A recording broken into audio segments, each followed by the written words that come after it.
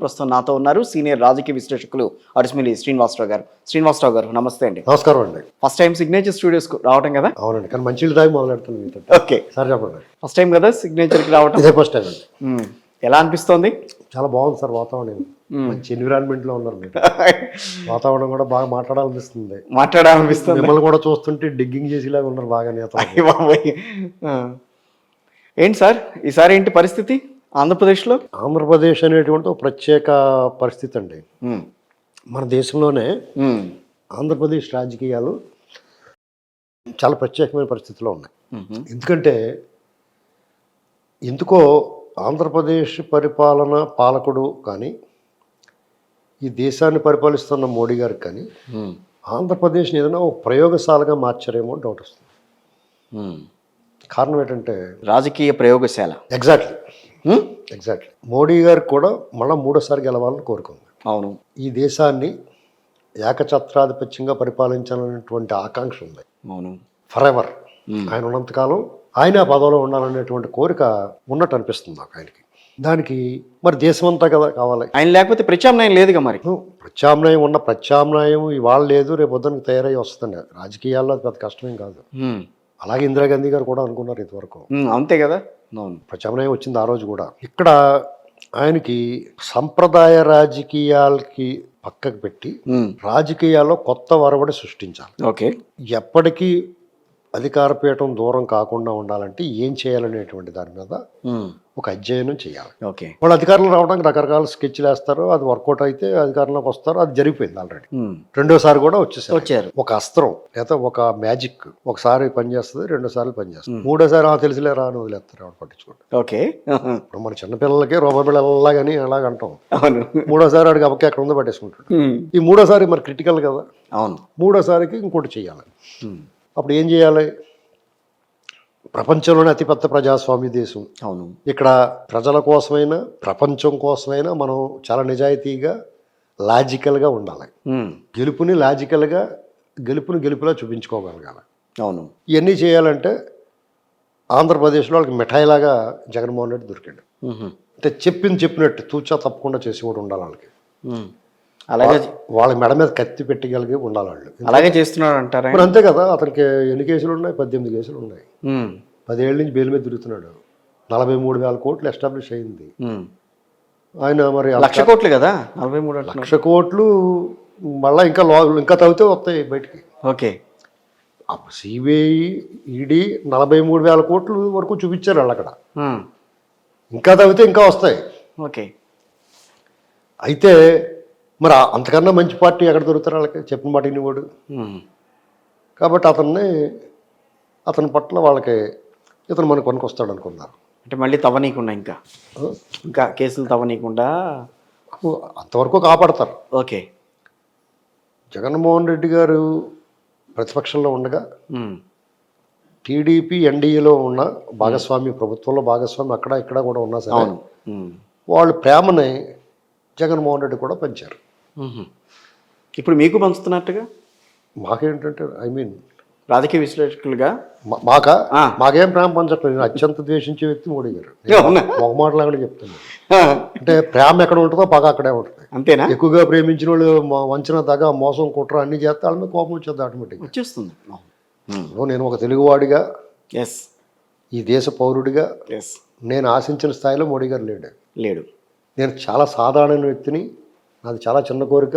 నా ప్రధాని భారత ప్రధాని అన్నట్టు ఉండాలి. ఎస్, లాల్ బహదూర్ శాస్త్రి గారు కనిపిస్తాడు నాకు, మొరార్జీ దేశాయ్ గారు, శ్రీమతి ఇందిరాగాంధీ గారు, తెలుగు తేజం పివి నరసింహరావు గారు, ఇలాంటి వాళ్ళందరూ చూసిన తర్వాత వాజ్పేయి మహాశయుడు, ఇలాంటి వాళ్ళందరూ చూసిన కళ్ళతో నరేంద్ర మోడీ గారిని చూస్తే నేను ఆ మాట నా నోటితో అంటే ఈ భక్తులు గింజగట్టిన బత్తకాయలు నా మీదకి వచ్చేస్తాయి. ఆయనకు ఒక స్థాయిలో ఉన్న వ్యక్తికి ఉండకూడదు ఈ అవలక్షణాలు ఏంటంటే ఈర్ష్య, ద్వేషం, అసూయ, కుళ్ళుబోతుతనం. ఈ 4 లక్షణాలు వదులుకోవాలి ఎవరైనా. ఒక అత్యున్నత స్థానంలో ఉన్నప్పుడు ఈ 4 అవలక్షణాలని ఖచ్చితంగా వదులుకోవాలి. అంతకుముందు ఉన్నా సరే ఆ అత్యున్నత స్థానాన్ని చేరక ముందు నువ్వు ఎలాంటి వాడివన్నా అయి ఉండొచ్చు. ఓకే, ఆ స్థానంలోకి వచ్చిన తర్వాత ఈ దేశానికే నువ్వు ముఖ్యుడివి. అవును, ఈ దేశం నీ చేతిలో ఉంది, నీకు పుట్లో ఉంది ఈ దేశం భవిష్యత్తు. వర్తమానం భవిష్యత్తు నీ చేతిలో ఉంది. మరి ఆంధ్రప్రదేశ్ పట్ల, తెలుగువారి పట్ల, అసలు దక్షిణాది పట్ల ఉత్తర భారతీయులకి ఎందుకో వివక్ష, చిన్న చూపు. మేము ఆంగ్లేయులము, వాళ్ళు భారతీయులు అన్నట్టు చూస్తున్నాం. ఆంగ్లేయులను మనం పరిపాలించినప్పుడు డెఫినెట్గా వివక్ష ఉంది మన మీద. అలాంటి వివక్ష ఇవాళకి ఉత్తర భారతీయులు మన మీద చూపిస్తున్నారు. అందుకనేనా చలసాని శ్రీనివాస్ గారు లాంటి వాళ్ళు కొంతమంది అంటూ ఉంటారు ఉత్తర భారత బీజేపీ ఏదని అంటూ ఉంటారు. నేను వాళ్ళని చపాతీ పన్నీర్ బటర్ బ్యాచ్లా బ్యాచ్ అంటాను. ఆయన క్లాస్ కాబట్టి అలాగంటాడు, నేనేమో ఫుల్ మాస్ కాబట్టి ఇలా అంటాను. అంతే కదా. వాళ్ళందరూ అంటే విభజనవాదం అన్నట్టు అంటారు. అవమానం అండి, అవమానం, అణిచివేత, వివక్ష మనుషులను అలాగే రెబల్గా మారుస్తుంది. కానీ వాళ్ళేమి రాష్ట్రాన్ని విభజించింది వాళ్ళు కాదు, కాంగ్రెస్ పార్టీ వాళ్ళు కదా.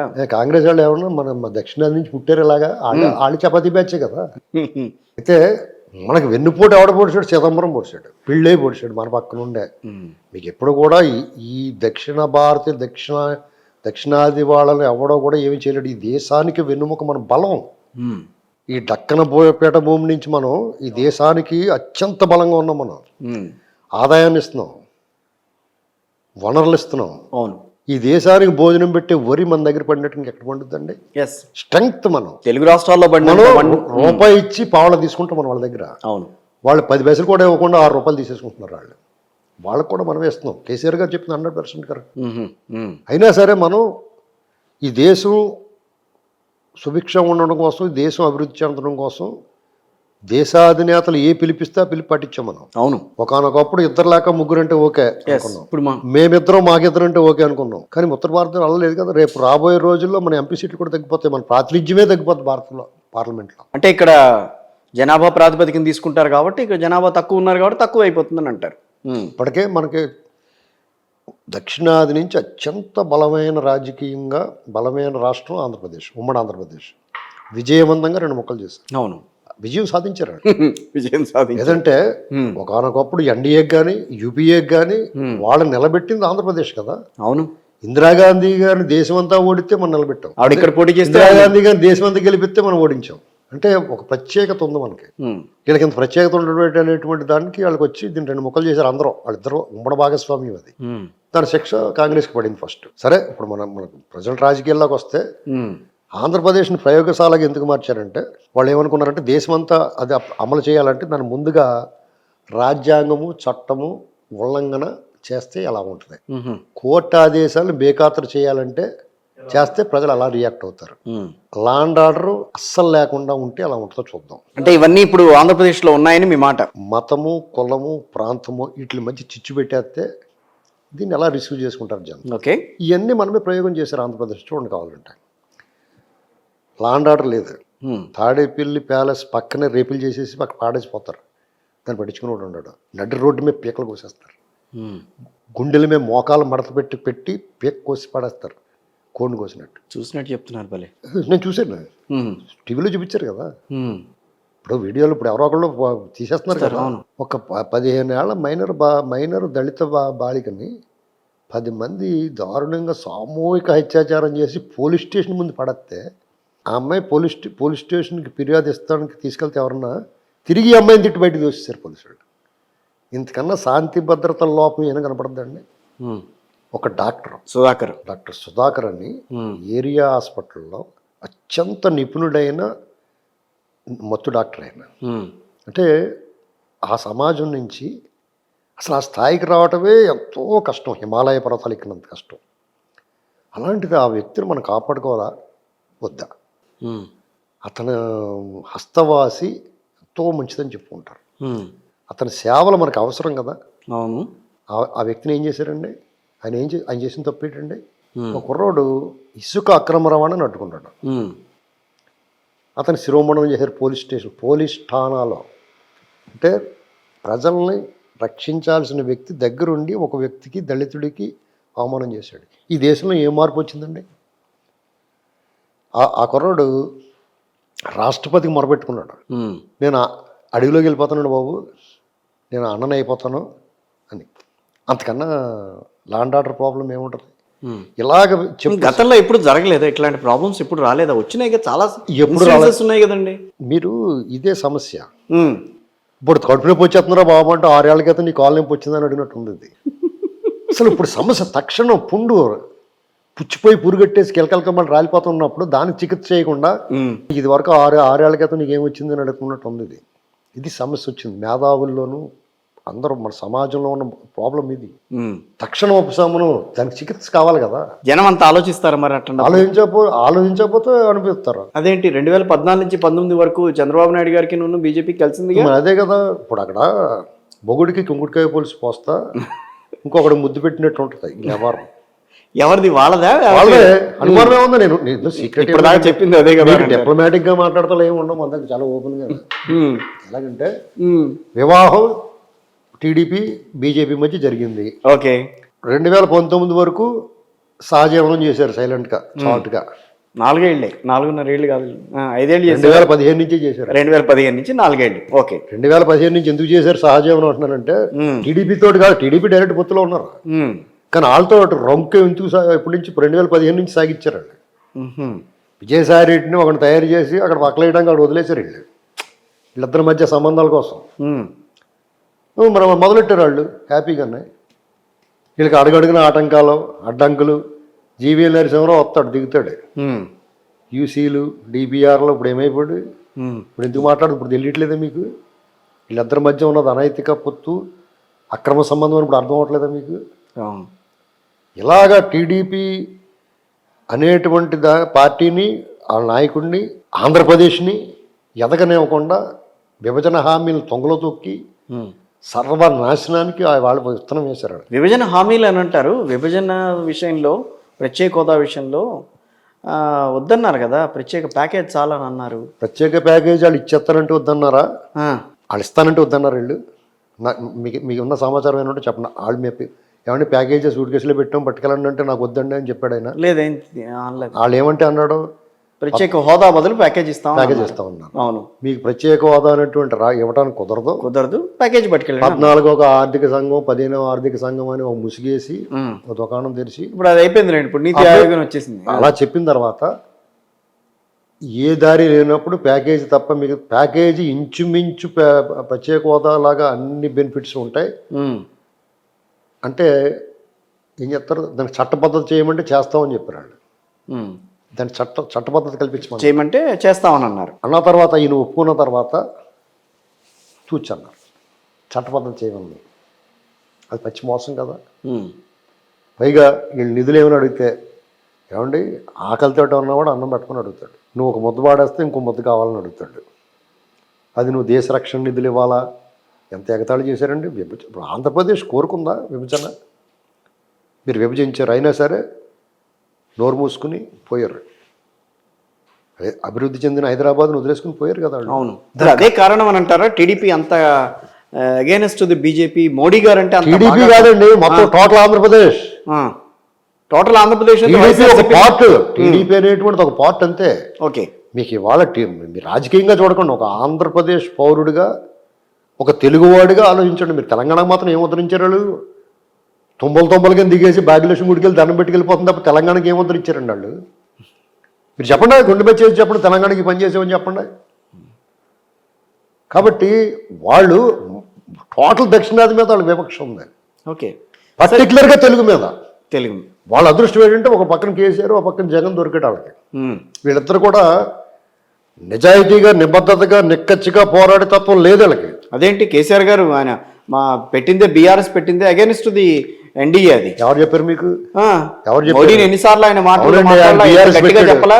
బీఆర్ఎస్ పెట్టాడు, ఆయన దెబ్బలు తిన్నాడు మరి. ఇప్పుడు బీజేపీకి వ్యతిరేకంగా కూటమి కావాలంటే పక్కనున్న జగన్మోహన్ రెడ్డి ఎందుకు కలుపుకోలేదు? అందులోను ఇద్దరు సఖ్యతే కదా.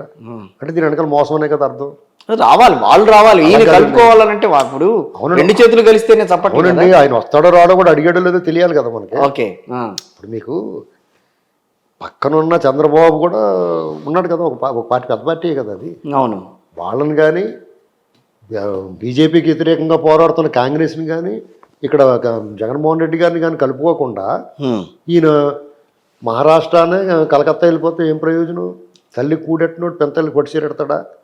అసలు ముందు వీళ్ళ సంగతి చూడకుండా మీరు వాళ్ళతో ఇదంతా డ్రామాని అర్థమైపోయింది. అందుకు ఓడిచి ఇంట్లో కూర్చోబెట్టారు జనం. అర్థమైందండి? నువ్వు ఎప్పుడు కూడా చాలా ఫెయిర్గా ఉండాలా. నువ్వు మాట్లాడేదానికి విశ్వసనీయత ఉండాలి, దానికి ఒక బలం కావాలంటే నీ మాటలు చేతలు ఒకలాగా ఉండాలా. అవి లేవు కాబట్టి కేసీఆర్ గారి మీద వ్యతిరేకత ఉంది. నాలాడు సామాన్యుడు హాయిగా బతుకుతున్నాం కేసీఆర్ గారి పరిపాలనలో, ఏమి నొప్పి లేదు ఆవిడకన్నా లేదు. అయినా సరే ఎందుకు ఓడిపోయాడైనా నచ్చలేదు ఆయనకి, నువ్వు మాట్లాడేది కరెక్ట్ కదా అనుకున్నారు అంతే. పైగా దానికి వేరే ఇంకో కారణం కూడా ఉంది, అది వేరే. ఓకే. ఇప్పుడు జగన్మోహన్ రెడ్డి గారి చేత ఈ దుర్మార్గాలన్నీ మోడీ గారే చేయించాడు. ఆయన వికారం కొంత ఉంటుంది, ఆయన కొన్ని చేయాలనుకుంటాడు, నువ్వు చేసుకొని ఇష్టం అన్నాడు. అది 3 రాజధానులు ఏంటి మొదలష్టపు ఆలోచన? బుర్ర బుద్ధి ఉన్నవాడు ఆలోచిస్తాడు ఎవడన్నా? నీకు రాజధాని ఎక్కడో చోట ఉండాలక్కలేదా? దానికి అందంగా 33,000 ఎకరాలు సేకరించి అక్కడ పెడితే నువ్వేం చెప్పొచ్చు? నేను ఇల్లు ఇక్కడే కట్టుకున్నాడు, నేను మీకు గజాలు ఎక్కిస్తాను, మీ పెన్షన్ పెంచుతాను, రాజధాని ఎక్కడికే పోదు అని చెప్పి అధికారంలోకి వచ్చాను. అవును. వచ్చిన తర్వాత దీన్ని ఎలాగా సర్వనాశనం చేసేయాలనుకుంటాడు? నీకు బుర్ర ఉన్నవాడు అయితే, తెలివైనడు అయితే నువ్వేం చేయాలి? ఎలా ఉన్నదాన్ని అలా నడిపించు. నువ్వు కొత్తగా కనిపెట్టగలదు ఏమింది. ఆల్రెడీ వాళ్ళు లైన్ వేసి వెళ్ళిపోయాడు. వాళ్ళ బాబు ఏం చేశాడు? జగన్మోహన్ రెడ్డి గారు వాళ్ళ నాన్న ఏం చేశాడు? గతంలో వాళ్ళు చేసిన కంటిన్యూ చేసుకున్నాడు, మంచి పేరు వచ్చింది. ఆయన ఉద్ధరించింది ఏం లేకపోయినా మంచి పేరు వచ్చింది ఆటోమేటిక్గా. ఈయనకి అలాగొచ్చింది. అదేంటి, రాజశేఖర రెడ్డి గారికి కంటిన్యూ చేశాడు కాబట్టి మంచి పేరు. ఖచ్చితంగా ఆయన ఏం చేశాడు? ఆయన కొత్తగా ఏం చేశాడు? ఆయన ఆరోగ్యశ్రీ లాంటి ఆరోగ్యశ్రీ ఎవరిదే? దేశం మొత్తం అమలు చేశారు. కాంగ్రెస్ పార్టీ క్రెడిట్ ఉంటుంది, ఆయనకి ఏం క్రెడిట్ ఉంటుంది? ఆయన పార్టీలో ఉన్నాడండి, ఆయన సొంత ప్రైవేట్ ప్రాంతీయ పార్టీ కాదు కదా. అవును. కాంగ్రెస్ పార్టీ ఉచిత విద్యుత్ అయినా ఇలాంటివన్నీ కూడా వాళ్ళు అమలు చేశారు, ఈ రాష్ట్రానికి ఇచ్చారు. వాళ్ళు రుణమాఫీలు ఇలాంటివన్నీ కూడా ఎప్పుడో దేవిలాలు ఎప్పుడో చేశాడు. కాబట్టి అసలు ఉచిత విద్యుత్ ఇవ్వగలిగాడండి. ఏం చేశాడు? చంద్రబాబు నాయుడు గారు రాళ్ల దెబ్బలు తిని ఓడిపోయి ఈ వామపక్షాల సూటిపోటి మాటలు తట్టుకుని సంస్కరణలు అమలు చేశాడు. తీసుకొచ్చి ఇంట్లో మూట పాడేస్తే నువ్వు ఆ మూట సింపేసి గిన్నెలు పంచిపెడతాను, నీకు నెప్పేటి అలా వచ్చారా? అలా రాబోతున్నాడు. ఎలా వస్తారు? ఇప్పుడు ఇవాళ కూడా వామపక్షాలు ఏమంటాయి? బషీర్ బాగ్ కాల్పుల గురించి చెప్తారు. వైఎస్ఆర్ కాంగ్రెస్ పార్టీ కూడా చెప్తుంది అది. ముదిగండ కాల్పుల గురించి మాట్లాడరే, సోంపేట గురించి మాట్లాడరే. చర్చల పేరిట పిలిచి నక్సలైట్లని మావోయిస్టులను పిలిచి వాళ్ళని తుదముట్టించి ఎవడు ఆనవాళ్ళు లేకుండా చేస్తారు కదా, దాని గురించి ఎందుకు మాట్లాడరు? అయిపోయింది అది, గతం గతం కాదండి. ఆ మచ్చల మరకలు అలా కనపడుతూ ఉంటాయి, గాయాలే, మానని గాయాలు. అయితే దురదృష్టవశాత్తు కొంతమంది మేధావులకి, అదేం కనిపించట్లేదు, సీనియర్ జర్నలిస్టులకి రాజశేఖర రెడ్డి నవ్వినా తుమ్మినా పంచి పైకి ఎగ్గట్టుకున్నా గోసెట్టుకున్నా కానీ బాగా అనిపిస్తాడు. అట్లా లేకపోతే మరి డబ్బులు ఇచ్చి పొగిడించుకుంటాడు కదా. 2,000 అనుకో, మరి ఏమంటాడు? పొగడకపోతే ఊరుకోటి రాజశేఖర రెడ్డి అని చెప్తాడు. అని చెప్పాడు కదా స్వయంగా. రాజశేఖర రెడ్డి గారిని పొగడకపోతే ఏమయ్యా పొగట్లేదేంటి అని అడుగుతాడంట. సరే అని చెప్పేసి రెండ్రా మన మేజవాడి బృందం అని చెప్పి పిలుచుకొచ్చి అందరూ డమ్టెక్ వాయింటారు. ఆయన స్వయంగా చెప్పాడు ఒక వేదిక మీద. నేను ఎక్కడ వినలేదు. మరి మీరన్న పోతమేటి, విజయమ్మ గారు సన్నీబాబు అని పుస్తకం రాసింది కదా, ఆ పుస్తకం ఆవిష్కరణ సభలో చెప్పారు. కేవీ రామచంద్ర ఆత్మ పరమాత్మలు అందరూ వచ్చి చెప్పి మాట్లాడారు కదా. ఓకే, మీకు చెప్పండి పర్లా. మాట్లాడాడు ఆయన వేదిక. ఒక 2 ఏళ్ళు ఎంత అవుతుంది, 2 ఏళ్ళు అవుతుంది. కాబట్టి ఇక్కడ ఒక ఇద్దరు నాయకులు, ఇప్పుడు రాజశేఖర రెడ్డి గారు చంద్రబాబు గారు పట్ల జనాల అభిప్రాయాన్ని రాజశేఖర రెడ్డి గారు తెలివైనడు కాబట్టి బిల్డప్ చేసుకుంటూ వచ్చాడు. ఆయన జేబులో బిస్కెట్ ప్యాకెట్ ఎలా తీసి పక్కన ఉన్నవాడికి నువ్వు ఫస్ట్ వాడికి తెలియమండి బిస్కెట్ ప్యాకెట్ వాళ్ళు కొడుకిచ్చేసాడు. అంతకంటే తెలియగలిగారు కదా చంద్రబాబు గారు. అదేనండి చంద్రబాబు విజనరీ ఉన్న వాళ్ళని చెప్పి చెప్తారు కదా. అదేనండి చంద్రబాబు నాయుడు గారు తెలియదు, వరే బిస్కెట్ ప్యాకెట్ మనం తినొద్దు, మనం వేరే ప్యాకెట్ తీసుకుంది, ఈ ప్యాకెట్ వాళ్ళందరికీ పంచిపెట్టండి రా అన్నారు. వాళ్ళందరూ తినేసి వాళ్ళు సాలక ఇంకో ప్యాకెట్ కోసం చూస్తారు. ఈయన ఏం చేస్తాడో ఒక బిస్కెట్ పక్కన ఉన్నవాడికి ఇచ్చేస్తాడు, సూర్యుడికో లేకపోతే 2,2 కుమార్కి ఎవరో ఒకరికి. మిగతా ప్యాకెట్ అంతా కొడుకు ఇచ్చేసుకున్నాడు. వాళ్ళు ఏం చేస్తారు, ఆ బిస్కెట్ తిన్న వాళ్ళు అంటే సూపర్ అంటారు. మీకు ఒక సీనియర్ జర్నలిస్ట్ ఉంటాడు, రాజశేఖర రెడ్డి గారు రైట్ అమ్మ రైట్ అంటేనే పక్కపక్కన వేసిపోడు. రైట్ అమ్మ రైట్ అంటే అందులో ఏం నవ్వు వచ్చింది ఉంది? రాజశేఖర రెడ్డి గారు ఎప్పుడో రైట్ అమ్మ రైట్ అంటాడు. ఓతపదం భలే అన్నారండి, భలే నవ్వుతారండి, భలే పంచి కట్టుకున్నారండి. ఇలాగా కావాలని ఇదంతా. అంటే ఒక తరం వచ్చింది, ఎలక్ట్రానిక్ మీడియా వచ్చిన తర్వాత కరెక్ట్గా రాజశేఖర రెడ్డి గారు ఎంటర్ అయ్యే టైంకి, ముఖ్యమంత్రి అయ్యే టైంకి ఎలక్ట్రానిక్ మీడియా వచ్చింది. అప్పుడే వచ్చింది కదా 2003 2004 నుంచే కదా బాగా ప్రాచుర్యంలోకి పొందారు. అవును అవును. కాబట్టి అప్పుడు ఇంకా యూట్యూబ్లు తక్కువ ఉంటే ఇంకా చంపి తినేది మనల్ని. అవునా? సరే మరి సరే, ఏదైనా ఇప్పుడు రాజశేఖర రెడ్డి గారు చాలా గొప్పవాడని సచిన ఒప్పుకోనండి. మీరు ఏమన్నా అడగండి చెప్తాను దానికి. అతను ఎంత గొప్పవాడు కాదో చెప్తాను. మీరు గొప్పవాడు అని చెప్పండి, నేను గొప్పవాడు కాదని చెప్తాను. నేను గొప్పవాడని అంట. అదే మీరు అడగండి, పలానా దాంట్లో గొప్పవాడు అని చెప్పండి, అందులో అతను గొప్పవాడు కాదని నేను చెప్తాను. సంస్కరణలు అమలు చేయడంలో కాంగ్రెస్ పార్టీ అనుకోండి, లేకపోతే ఆంధ్రప్రదేశ్లో అనుకోండి, లేకపోతే మీరు ఏదైనా చెప్పినా ఆయన కాంగ్రెస్ పార్టీకి సంబంధించి కానీ ఆయనంతటా ఆయన కానీ చాలా సంస్కరణలు, ప్రజలకి ఉపయోగపడే సంస్కరణలు తీసుకొచ్చాడు ఆయన. మీరు సంస్కరణలు తీసుకొచ్చాడని చెప్పండి, సంక్షేమం చేశాడని చెప్పండి. చెప్తాను నేను. సంక్షేమం కూడా తీసుకున్నాను. అవునండి, సంక్షేమం అనేటువంటిది గతంలో ఉంది, ఇప్పుడు ఉంటుంది, రేపు ఉంటుంది. సంక్షేమ పథకాలని తీసుకొచ్చాడు ఆయన, అసలు అమల్లోకి తెచ్చాడు ఆయన. మీకు సంక్షేమం అనేటువంటి దాని ఆంధ్రప్రదేశ్లో విస్తృత ప్రచారం కల్పించింది, విస్తృతంగా చేసింది టీడీపీ ఆవిర్భావం తర్వాతే. ₹1 ఎక్కువ ఉండొచ్చు, తక్కువ ఉండొచ్చు. రూపాయి కిలో బియ్యం నుంచేనా? ₹2 బియ్యం, ₹2 కిలో బియ్యం. అంతకుముందు ఇందిరాగాంధీ గారు కూడా ఇల్లు చేశారు, నాటకాలు ఇచ్చారు. అప్పటికది ఎక్కువ. కాలం మారుతూ ఉంటుందండి. ఇప్పుడు ₹2 బాల్కనీ టికెట్ తీసుకున్నారు, ₹10 తీసుకున్నారు, ఇప్పుడు 150 కూడా తీసుకుంటున్నారు. కాలాన్ని బట్టి మారదు తప్ప అప్పటికి అది ఎక్కువ. కాబట్టి దాంట్లో ఆయన పాత్ర లేదని అంటారు. ఎందుకు ఉంటుంది? ఎందుకు ఉండకూడదు? ఎప్పుడు ఉండదండి. అలాగంటే ఎన్టీ రామారావు కదా రాజ్యుడు. అవును, ఇప్పుడు కాదనట్లేదు కదా ఎవరు కూడా. ఎన్టీ రామారావు గారు తర్వాత రాజశేఖర రెడ్డి గారు అని చెప్తున్నారు. ఇప్పుడు ఆయన 200 ఇచ్చాడు పెన్షన్. మరి చంద్రబాబు గారు 2000 చేయడు కదా ఏకంగా. ఇప్పుడు 3000 అయిందిగా పెన్షన్. రేపు 4000 ఇస్తున్నారు కదా వాళ్ళు. మీరు దీన్ని గమనించాల్సింది ఏంటంటే, నేను అదే అంటున్నాను, సంక్షేమం అనేటువంటిది పేదవాళ్ళ హక్కు. మీరు ముష్టి కాదు, ఎవడ బాబు సొమ్ము వాళ్ళ ఆస్తులు అమ్మేవట్లేదు, ఇది గుర్తుపెట్టుకోవాలి. మీరు ఎవడన్నా సరే, అవును, మీరు వాళ్ళ జేబులోంచి ఇచ్చినప్పుడు చెప్పండి. ఇప్పుడు రాజశేఖర రెడ్డి కానీ, జగన్మోహన్ రెడ్డి కానీ, లేదా చంద్రబాబు నాయుడు గారు కానీ వాళ్ళ ఆస్తులు అమ్మేసి, ఇడుపులు పోయా లేకపోతే హెరిటేజ్ అమ్మేసి తీసుకుంటారా బాబు అంటే అప్పుడు మీరు చెప్పండి గొప్పోళ్ళని.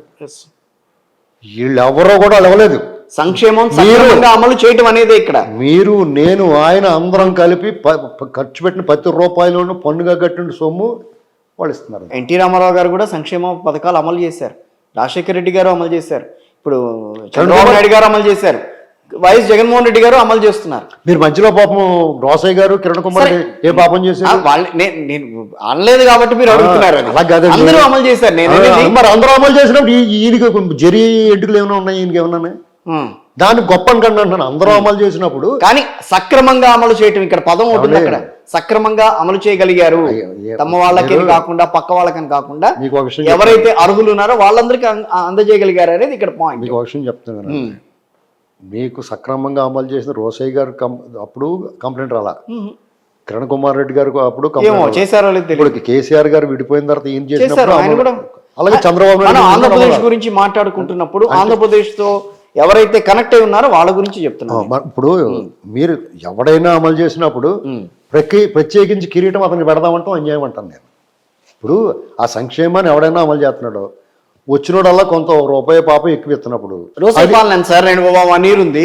కిరణ్ కుమార్ రెడ్డి పాలన ఎంత ఉంది? ఇప్పుడు ఆయన పోయిన తర్వాతే కదా వీళ్ళంతా వచ్చింది, అధికారం తీసుకొచ్చింది ఆయనే కదా. కిరణ్ కుమార్ రెడ్డి గారు రెండోసారి అధికారం తీసుకొచ్చింది కదా.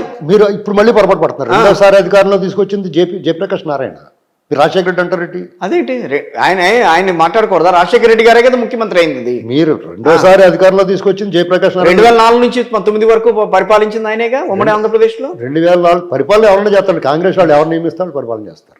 కాంగ్రెస్ పార్టీలో 2004లో రాజశేఖర రెడ్డి గారు వీళ్ళందరూ చెప్తారు కదా, టీడీపీ మీద విమర్శిస్తారు. టీడీపీ ఎప్పుడు కూడా పొత్తులు లేకుండా లేదంటారు. అసలు 2004లో అధికారంలో రావడానికి కారణమే ఊళ్ళో ఎవరు కనపడితే వాళ్ళందరినీ జెండా పట్టుకున్న వాళ్ళందరినీ చేర్చుకుని పోటీ పెట్టాడు ఆయన. అది రాజకీయం సార్, అది రాజకీయాన్ని ఆయన ఒక్కడే బుధాలు వేసి తీసుకురాలేదు అంటున్నాను. వీళ్ళందరూ కలిపి సాయం పెట్టారు అంటున్నాను నేను. నేను ఆయన అధికారంలోకి వచ్చాడు అంటున్నాను, మీరు అధికారంలోకి వచ్చాడు అంటున్నారు. ఇప్పుడు నేనేమో ఆయన తీసుకొచ్చాడు అంటున్నారు, నేనేమో అందరూ సాయం బట్టి కూర్చోబెట్టారు అంటున్నాను. సాయం బట్టి కూర్చోబెట్టారా? ఎవరిని? ఒకళ్ళనే కూడా కూర్చోబెట్టింది, 100 మందిని కూర్చోబెట్టలేదు అక్కడ. 100 మందిని కూర్చోబెడితే చరిత్ర పునరావృతమై ఇంటికి వెళ్ళిపోతారు అందరూ. అదే కదా అక్కడ. ఇప్పుడు కాంగ్రెస్ పార్టీలో ఎంతమంది ముఖ్యమంత్రులుగా పనిచేశారు, ఒక టర్మ్ లో ఎంతమంది ముఖ్యమంత్రులుగా పనిచేశారు అనేది మనందరం చూసాం. కానీ ఆయన వచ్చిన తర్వాత ముఖ్యమంత్రి ఒకరే, రాజశేఖర రెడ్డి గారే ముఖ్యమంత్రిగా 2004 నుంచి 9 వరకు, 9 నుంచి ఆయన బతుకున్నంత వరకు ఆయనే కదా ముఖ్యమంత్రి. నేనన్నది అది ఆ సమర్థత ఆయనకు కనిపించింది కదా, ఇప్పుడు అది అందుకని మాట్లాడుతున్నాం మనం ఆయన గురించి. ఇప్పుడు అది పార్టీ తాలూకు రియలైజేషన్ అది. ఓకే 2004లో మళ్ళీ ఆ పాత పద్ధతిలో 89 నుంచి 94లో చేస్తే కనుక 10 ఏళ్ళు అధికారం దూరం అయ్యాము, మళ్ళీ అలాంటి వికారపు చేష్టలు చేస్తే మళ్ళీ మనకి అడ్రస్ లేకుండా పోతామని చెప్పేసి సరే ఉండు అని ఉంటారు. సరే కానివ్వండి, వాట్ ఎవర్ ఇట్ మేబీ. సరే మనం మళ్ళీ ఎక్కడికో వెళ్తున్నాం, మళ్ళీ ఇక్కడికి వద్దాం. చెప్పండి.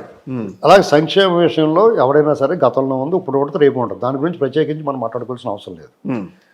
ఇక ఆంధ్రప్రదేశ్ దగ్గరికి వచ్చేటప్పటికి ది డే బిగినింగ్ నుంచి జగన్మోహన్ రెడ్డి గారు ఆయన అధికారంలోకి వస్తున్నప్పుడు, అంతకుముందు రాష్ట్ర విభజన జరిగిన తర్వాత మర్రి చెన్నారెడ్డి గారు అబ్బాయి మర్రి శశిధర్ రెడ్డి గారు ఏం చెప్పాడంటే, సీమాంధ్రకు పొంచి ఉన్న పెనుముప్పు జగన్మోహన్ రెడ్డి అని పబ్లిక్ ఓపెన్ స్టేట్మెంట్ ఇచ్చాడు.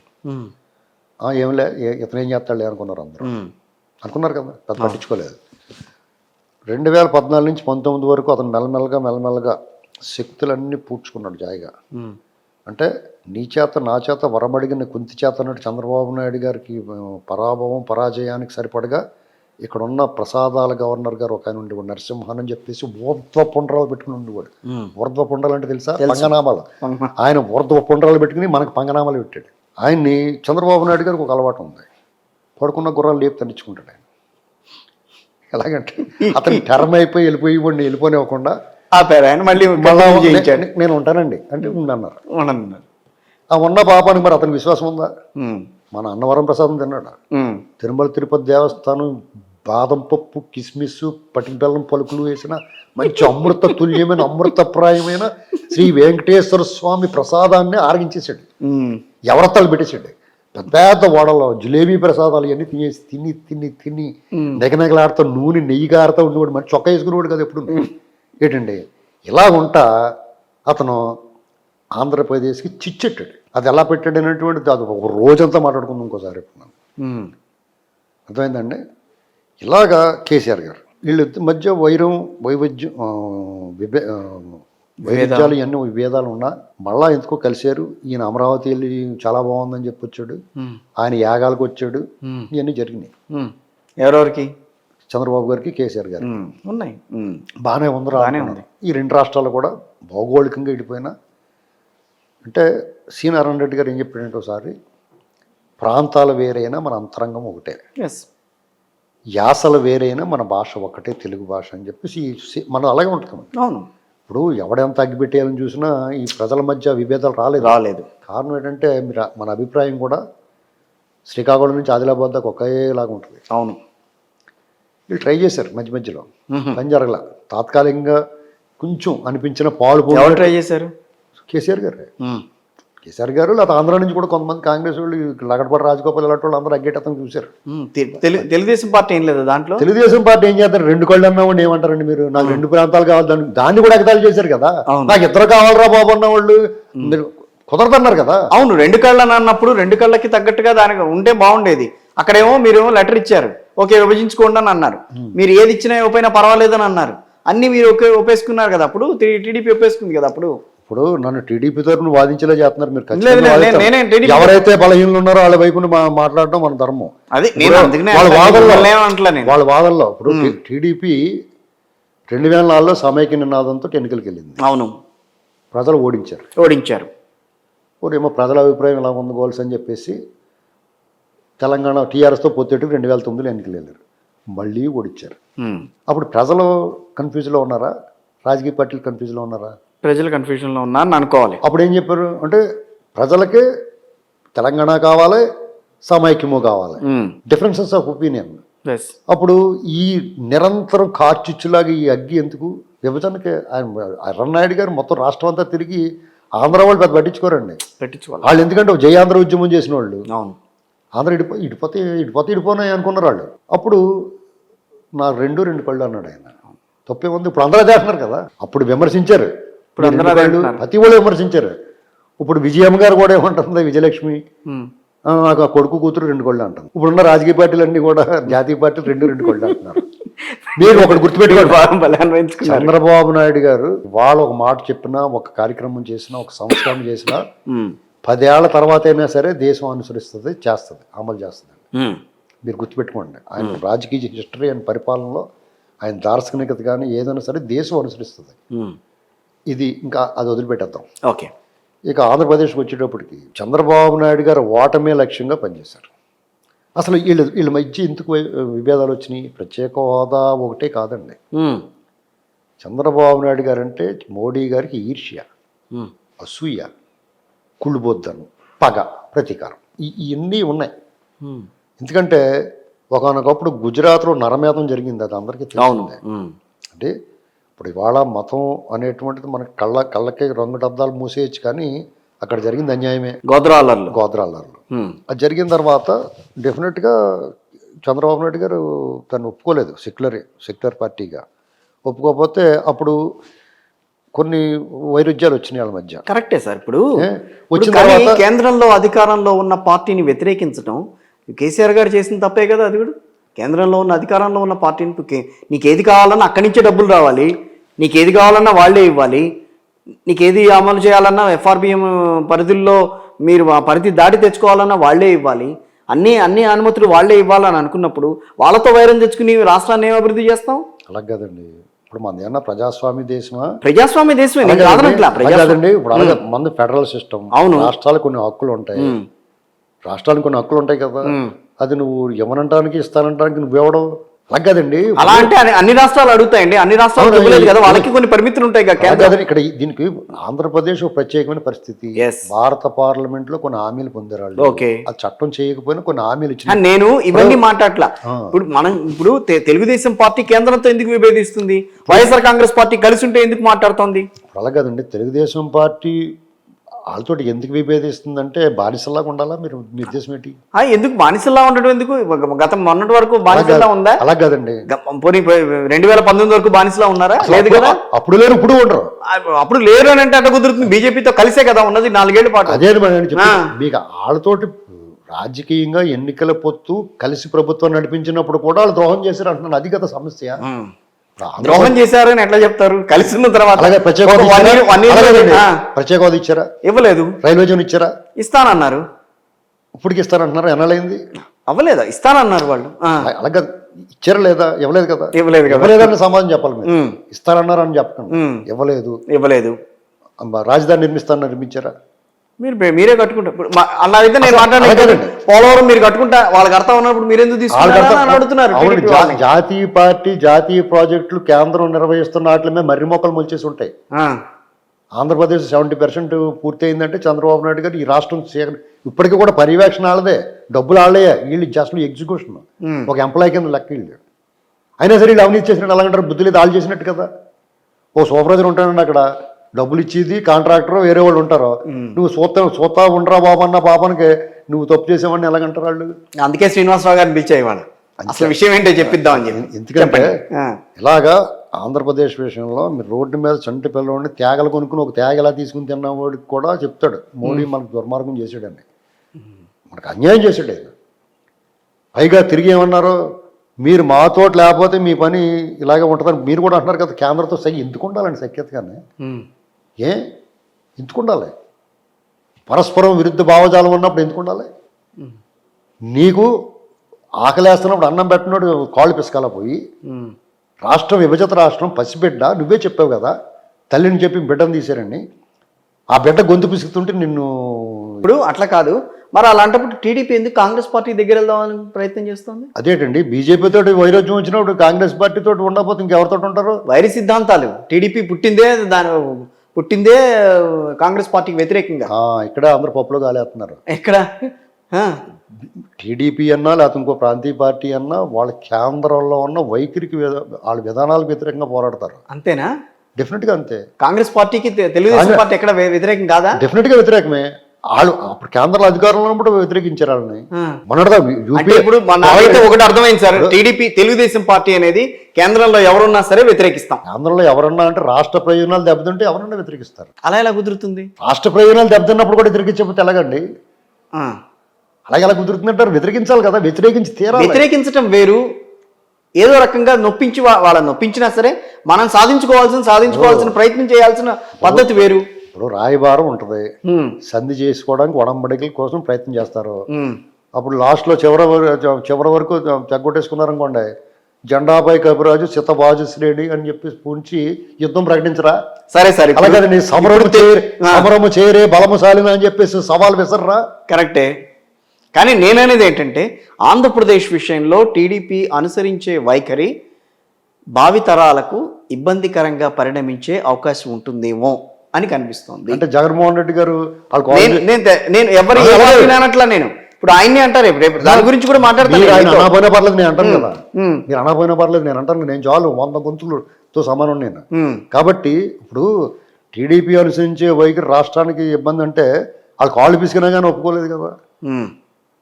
సార్ అని చంద్రబాబు గారి ముందు మోడీ ఎంతండి, ఈయన సీనియారిటీ ముందు ఆయన అంతా. అదే ఆ మాటే బీజేపీకి నచ్చలా. ఎందుకు నచ్చదు? ఎందుకు నచ్చదు ఏంటండి? ఆయన 3 సంవత్సరాలు 3 సార్ల పాటు 3 times ఆయన గుజరాత్ ముఖ్యమంత్రి. ఆయన అవునండి, మొదటిసారి ఆయన కాదనది ఎవరు? మొదటిసారి ఎలక్టెడా? మొదటిసారి ఎలక్టెడా నాన్ ఎలక్టెడా? చంద్రబాబు గారు కూడా నాన్ ఎలక్టెడే మొదటిసారి ముఖ్యమంత్రిగా. ఇప్పుడు ఈయనకి ఎంత మైలేజ్ ఉందో ఆయనకు కూడా అంతే మైలేజ్ ఉంది. మోరోవర్ ఆయన ప్రధానమంత్రి, ఆయన దేశానికి ప్రధానమంత్రిని వ్యతిరేకించేంత. ఇప్పుడు రేపో మాపు ఈయన అవుతాడేమో, మీరు కాదని ఎలా చెప్పుకుంటారు? నేను దాన్ని తోసిపుచ్చలేను, కాదనట్లా ఏ విషయంలో కూడా. కానీ ఒకటి నేననేది ఏంటంటే, ఎందుకు కేంద్రంతో ఎప్పుడు కూడా భిన్న వైఖరి, ఎందుకు వ్యతిరేక వైఖరి ఎందుకు వెళ్తోంది? అందుకే కదా టీడీపీని ఆదరించట్లేదు ప్రజలు అన్న ఆలోచన కలుగుతుంది. టీడీపీని ఆదరించట్లేదని ప్రజలు ఎందుకు, మీరు ఎవరు చెప్పారు? మొన్న ఘోర పరాభవంలో కూడా 40% ఓటింగ్ వచ్చింది వాళ్ళకి. ఆదరించలేదని ఎందుకు చెప్తారు? గోడని తొక్కేస్తాను చూస్తున్నారు ఇప్పుడు అందరూ ఉన్నాయి. బీజేపీ 1% లోపల ఉంది. బీజేపీ ఉంది లేండి, మీరు నేను చెప్పి కూడా లేదు అక్కడ. మరి కేంద్రంలో బీజేపీ గురించి నేను మాట్లాడతాను. మరి లేని చోట ఎందుకు మాట్లాడతారు వాళ్ళు?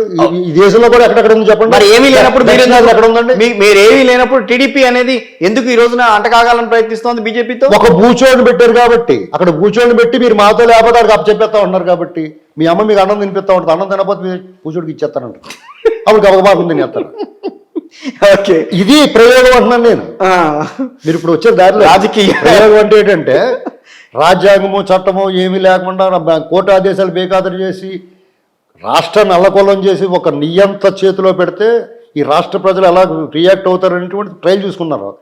రేపు మళ్ళీ జగన్మోహన్ రెడ్డి గెలిచినా, రేపు మోడీ గారు అక్కడ గెలిచినా కానీ ఇదే దేశం అంతా అమలు చేస్తారు.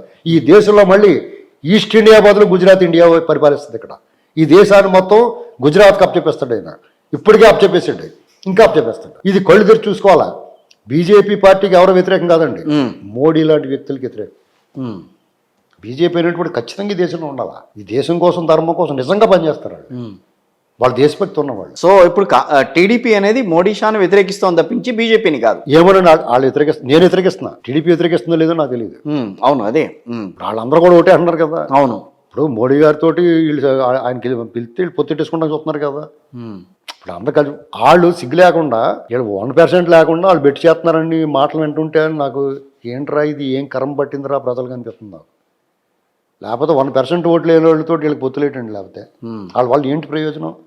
రేపు కేంద్రంలో అధికారంలో ఉన్న వాళ్ళతో ఉపయోగం ఉంటుంది కదంటే. ఇప్పుడేం ఓడపడిచారు?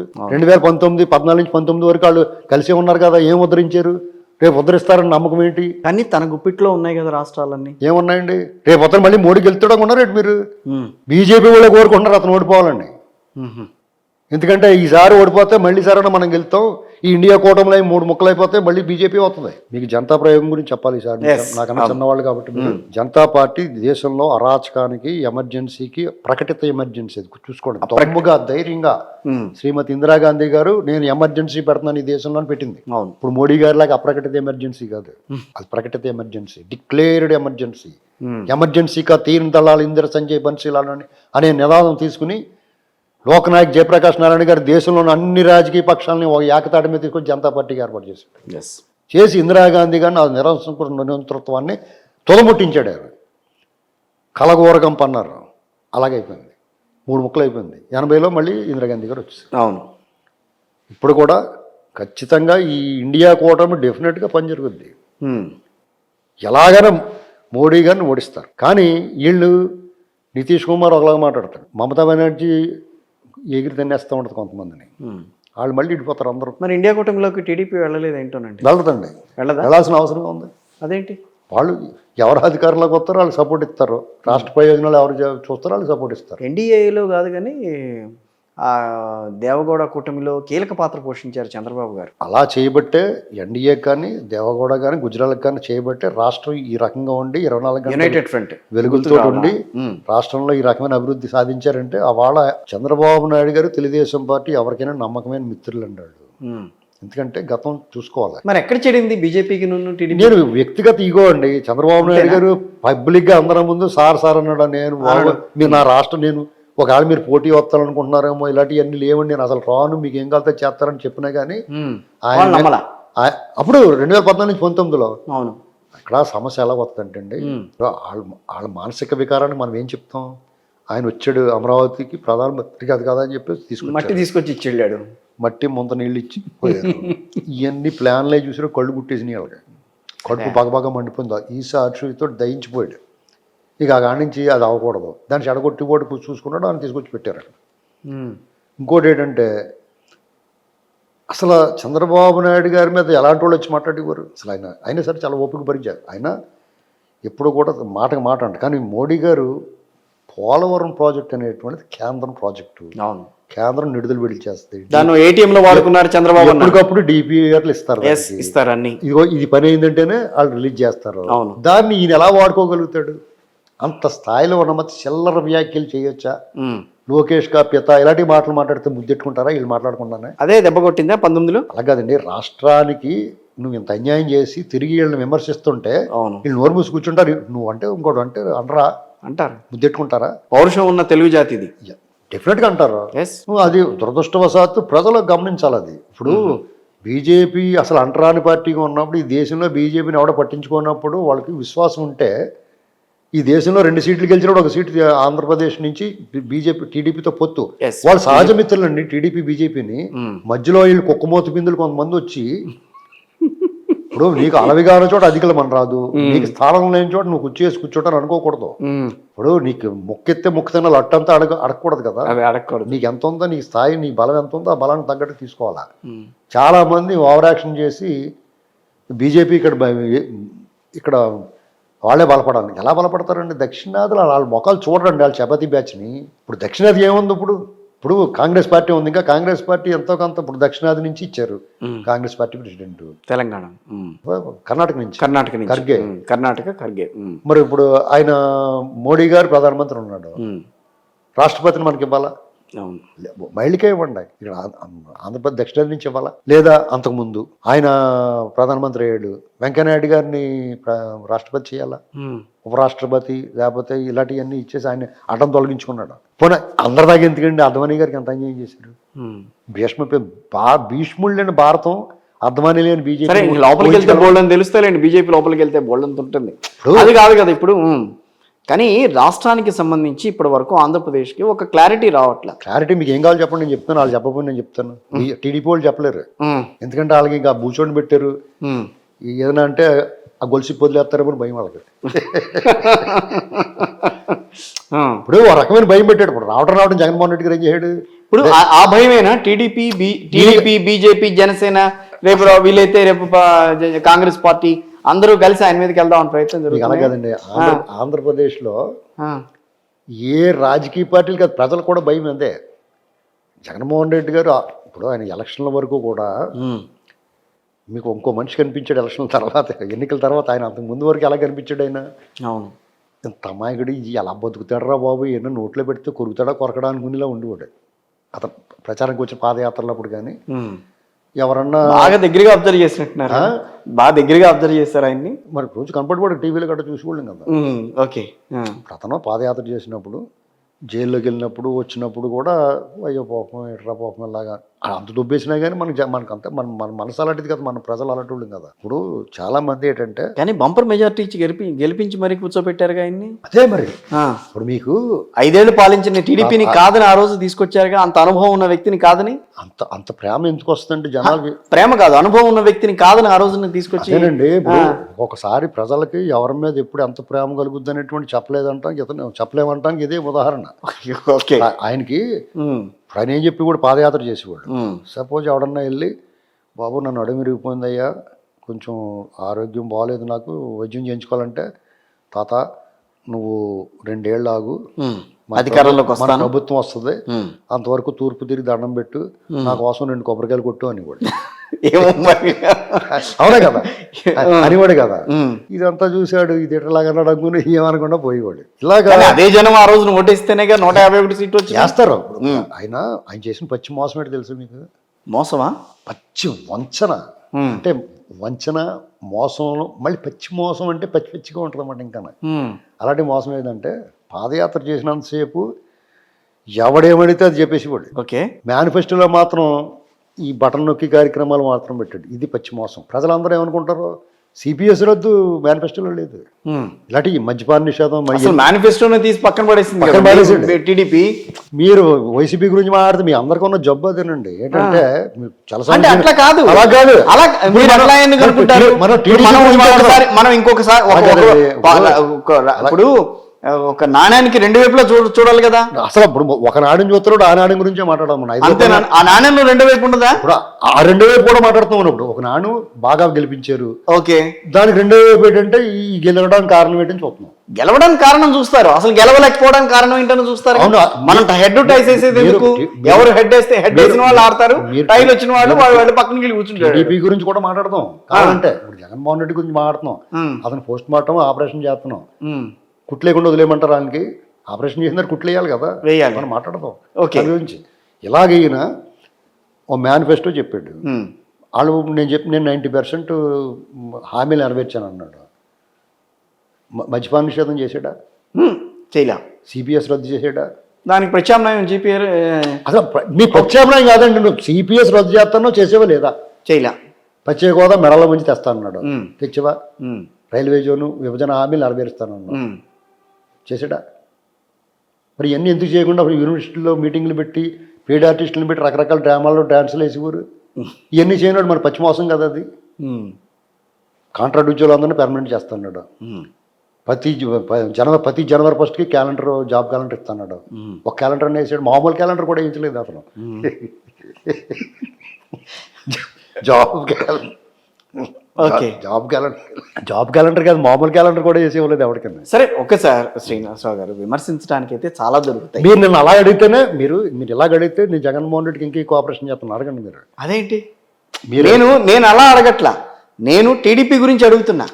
ఏంటి మీకు టీడీపీలో అంత బలం ఏంటి? టీడీపీకి ఉన్న ఈ రోజున అంత బలం ఏంటి అని అడుగుతున్నాను నేను. ఏమంటే టీడీపీకి ఉన్న బలం ఏంటంటే ఆయన పరిపాలన 2014 నుంచి 19 వరకు అంతకుముందు ఏమైనా చేసి ఉండని విభజిత రాష్ట్రంలో ఆయన హ్యాపీ సండేలు, కియా మోటార్సు, పట్టిసీమ నీళ్లు, Amaravati, hero motors, MediaTek zone, ఇలాంటి ప్రతిరోజు ఒక కొత్తదనం తీసుకొచ్చాడు. ప్రజలకి ఎలాగా ఏంటి భయం, ఆందోళన నుంచి మా భవిష్యత్తు కూడా బాగానే ఉంటుందని భరోసా కల్పించాడు.